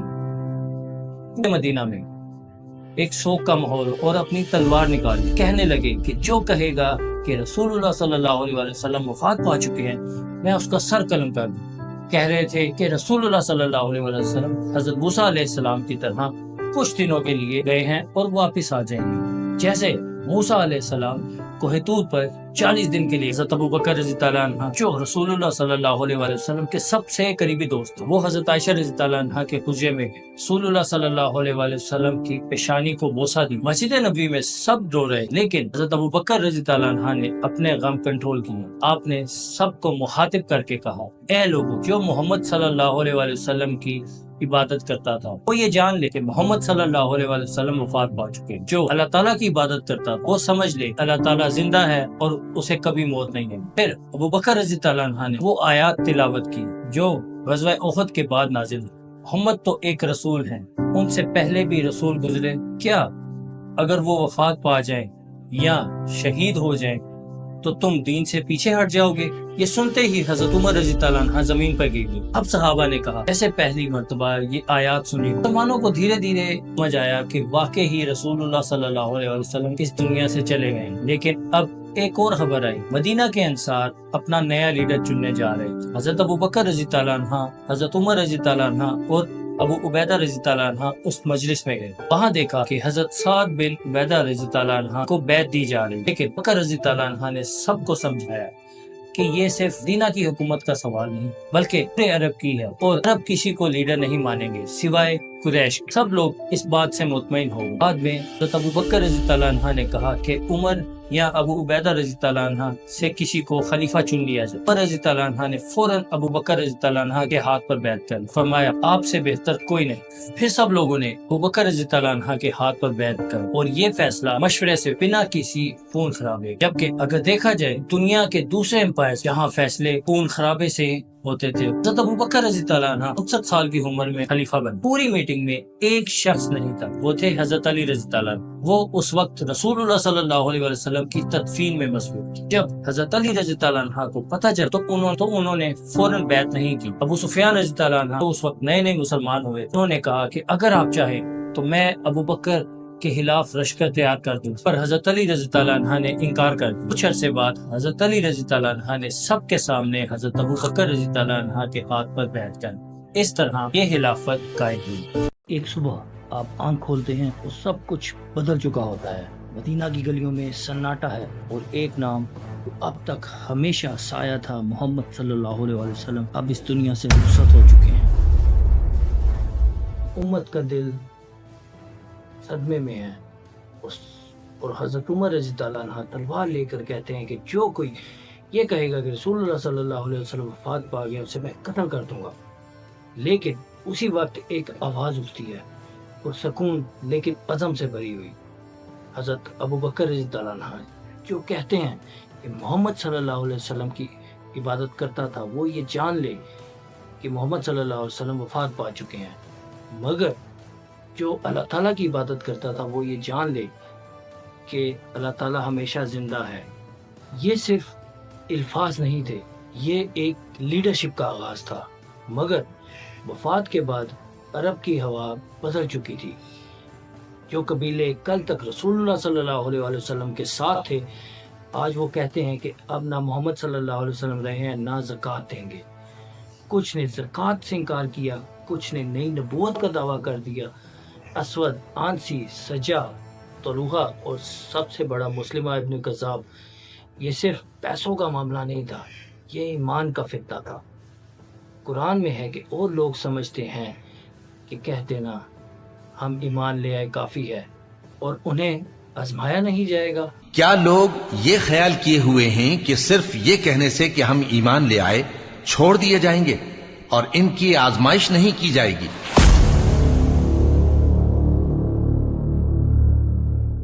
حضرت ابو بکر رضی اللہ عنہ کے سامنے 3 عظیم دشمن تھے۔ پہلا، زکوٰۃ سے انکار کرنے والے جو اسلام کی مالی بنیاد کو توڑنا چاہتے تھے، جبکہ دوسرا، جھوٹے پیغمبر جو دین کو، عقیدے کو بگاڑنے نکلے تھے، اور تیسرا، رومن اور پرشین سپر پاورز جو اسلام کی کمزوری کا فائدہ اٹھانا چاہتے تھے۔ حضرت عمر رضی اللہ عنہ جیسے عظیم سوچنے والے صحابہ نے کہا کہ ایک وقت میں ان سب سے لڑنا ناممکن ہے، لیکن ابو بکر رضی اللہ عنہ کا جواب تاریخ میں گونجتا ہے، اگر وہ لوگ مجھے ایک اونٹ کی رسی بھی دینے سے انکار کریں گے جو وہ رسول اللہ صلی اللہ علیہ وسلم کو دیتے تھے تو میں ان سے جہاد کروں گا۔ یہ صرف طاقت کا جوش نہیں تھا، یہ یقین تھا کہ دین کوئی مال نہیں جو ہر شخص اپنے حساب سے بدل دے۔ اور پھر اسامہ بن زید رضی اللہ عنہ جو کہ صرف 18 سال کے تھے، جن کے سر پر رسول اللہ صلی اللہ علیہ وسلم نے اپنے ہاتھ سے فوج کی سرداری دی تھی، انہیں ابو بکر رضی اللہ عنہ نے رومن امپائر کے خلاف روانہ کیا۔ لوگوں نے کہا کہ مدینہ کمزور ہو رہا ہے، روکو، مگر ابو بکر رضی اللہ عنہ نے کہا کہ میں وہ فوج واپس نہیں بلاتا جسے رسول اللہ صلی اللہ علیہ وسلم نے بھیجا ہو۔ یا یہ جنون تھا؟ نہیں، یہ وفاداری تھی، سنت کی پابندی تھی۔ اور اسامہ کے جانے کے بعد اللہ تعالیٰ نے فتنوں کے دروازے بند کرنا شروع کر دیے۔ اس وقت انسانیت کا سبق بھی دیا گیا۔ ابو بکر رضی اللہ عنہ نے اسامہ رضی اللہ عنہ کو حکم دیا کہ نہ عورتوں کو چھونا، نہ بچوں کو، نہ بزرگوں کو، اور نہ ہی کسی درخت کو کاٹنا۔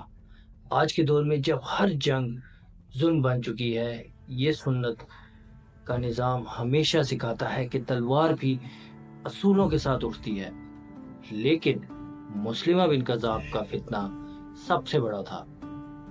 وہ یمامہ کا سردار تھا۔ وہ یہ کہہ چکا تھا کہ محمد صلی اللہ علیہ وسلم کے ساتھ آدھا عرب تھا، میرے ساتھ دوسرا آدھا ہوگا۔ جنگ یمامہ شروع ہوئی۔ حضرت خالد بن ولید رضی اللہ عنہ نے کمانڈ سنبھالی۔ وہ فوج جس میں حضرت ابو حذیفہ رضی اللہ عنہ، سلیم معاویہ، سالم مولا ابی حذیفہ، زید بن حطاب اور مزید کئی صحابہ شہید ہوئے۔ قرآن کے قاری، اسلام کے دل کے سپاہی یمامہ کے میدان میں لاکھوں پتھر اور جھوٹے پیغمبروں کی لاش نے ثابت کیا کہ حق اور باطل میں سمجھوتا کبھی ممکن نہیں۔ مسلمہ بن کذاب کی موت سے صرف جنگ نہیں جیتی گئی، اسلام کی اصلی صورت کو محفوظ کیا گیا۔ حضرت عمر رضی اللہ عنہ نے کہا کہ باغیوں کو وقت دو، مگر ابو بکر رضی اللہ عنہ نے کہا کہ اسلام کی بنیاد پر کوئی قیمت یا سمجھوتا نہیں ہوگا۔ یہ وہی جنگ تھی جس کے بعد حضرت زید بن ثابت کو قرآن ایک کتاب میں جمع کرنے کا حکم دیا گیا۔ ابو بکر رضی اللہ عنہ نے یہ کام شروع کرایا۔ اگر ان کا یہ عزم نہ ہوتا تو آج قرآن کئی ٹکڑوں میں ہوتا۔ اللہ نہ کرے۔ حضرت ابو بکر رضی اللہ عنہ صرف ایک حکمران نہیں، ایک مجاہد تھے، ایک محافظ تھے جنہوں نے اسلام کو محفوظ کیا۔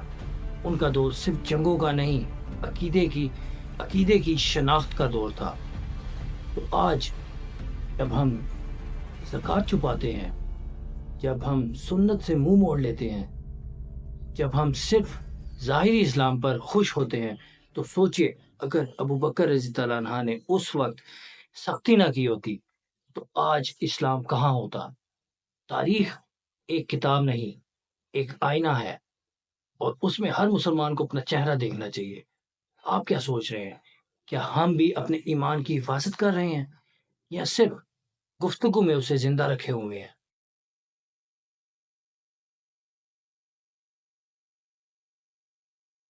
رسول اللہ صلی اللہ علیہ وسلم کی وفات کے کچھ عرصے بعد تقریباً پورا عرب خلیفہ ابو بکر رضی اللہ عنہ کے خلاف بغاوت کا اعلان کر چکا تھا۔ ہر قبیلہ اپنا الگ سے حکمران چنتا اور حکومت بنانا چاہتا تھا۔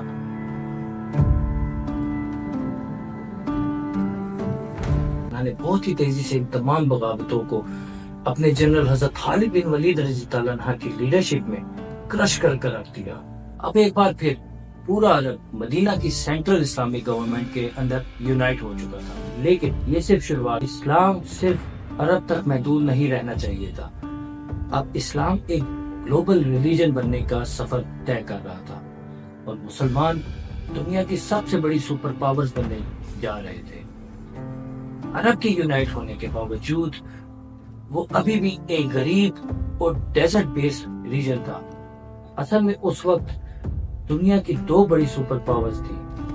پہلی رومن امپائر بیزنٹائن جو کہ ویسٹ میں تھی، اور پرشین امپائر ساسنید جو کہ ایسٹ میں تھی۔ یہ دونوں امپائرز قدیم ترین سیویلائزیشن کا مرکز تھے۔ جب مسلمان ابھی کمزور تھے تو رسول اللہ صلی اللہ علیہ وسلم نے ان سخت حالات میں بھی دعوے سے فرمایا تھا کہ ایک دن تم رومن اور پرشین امپائرز کو فتح کرو گے۔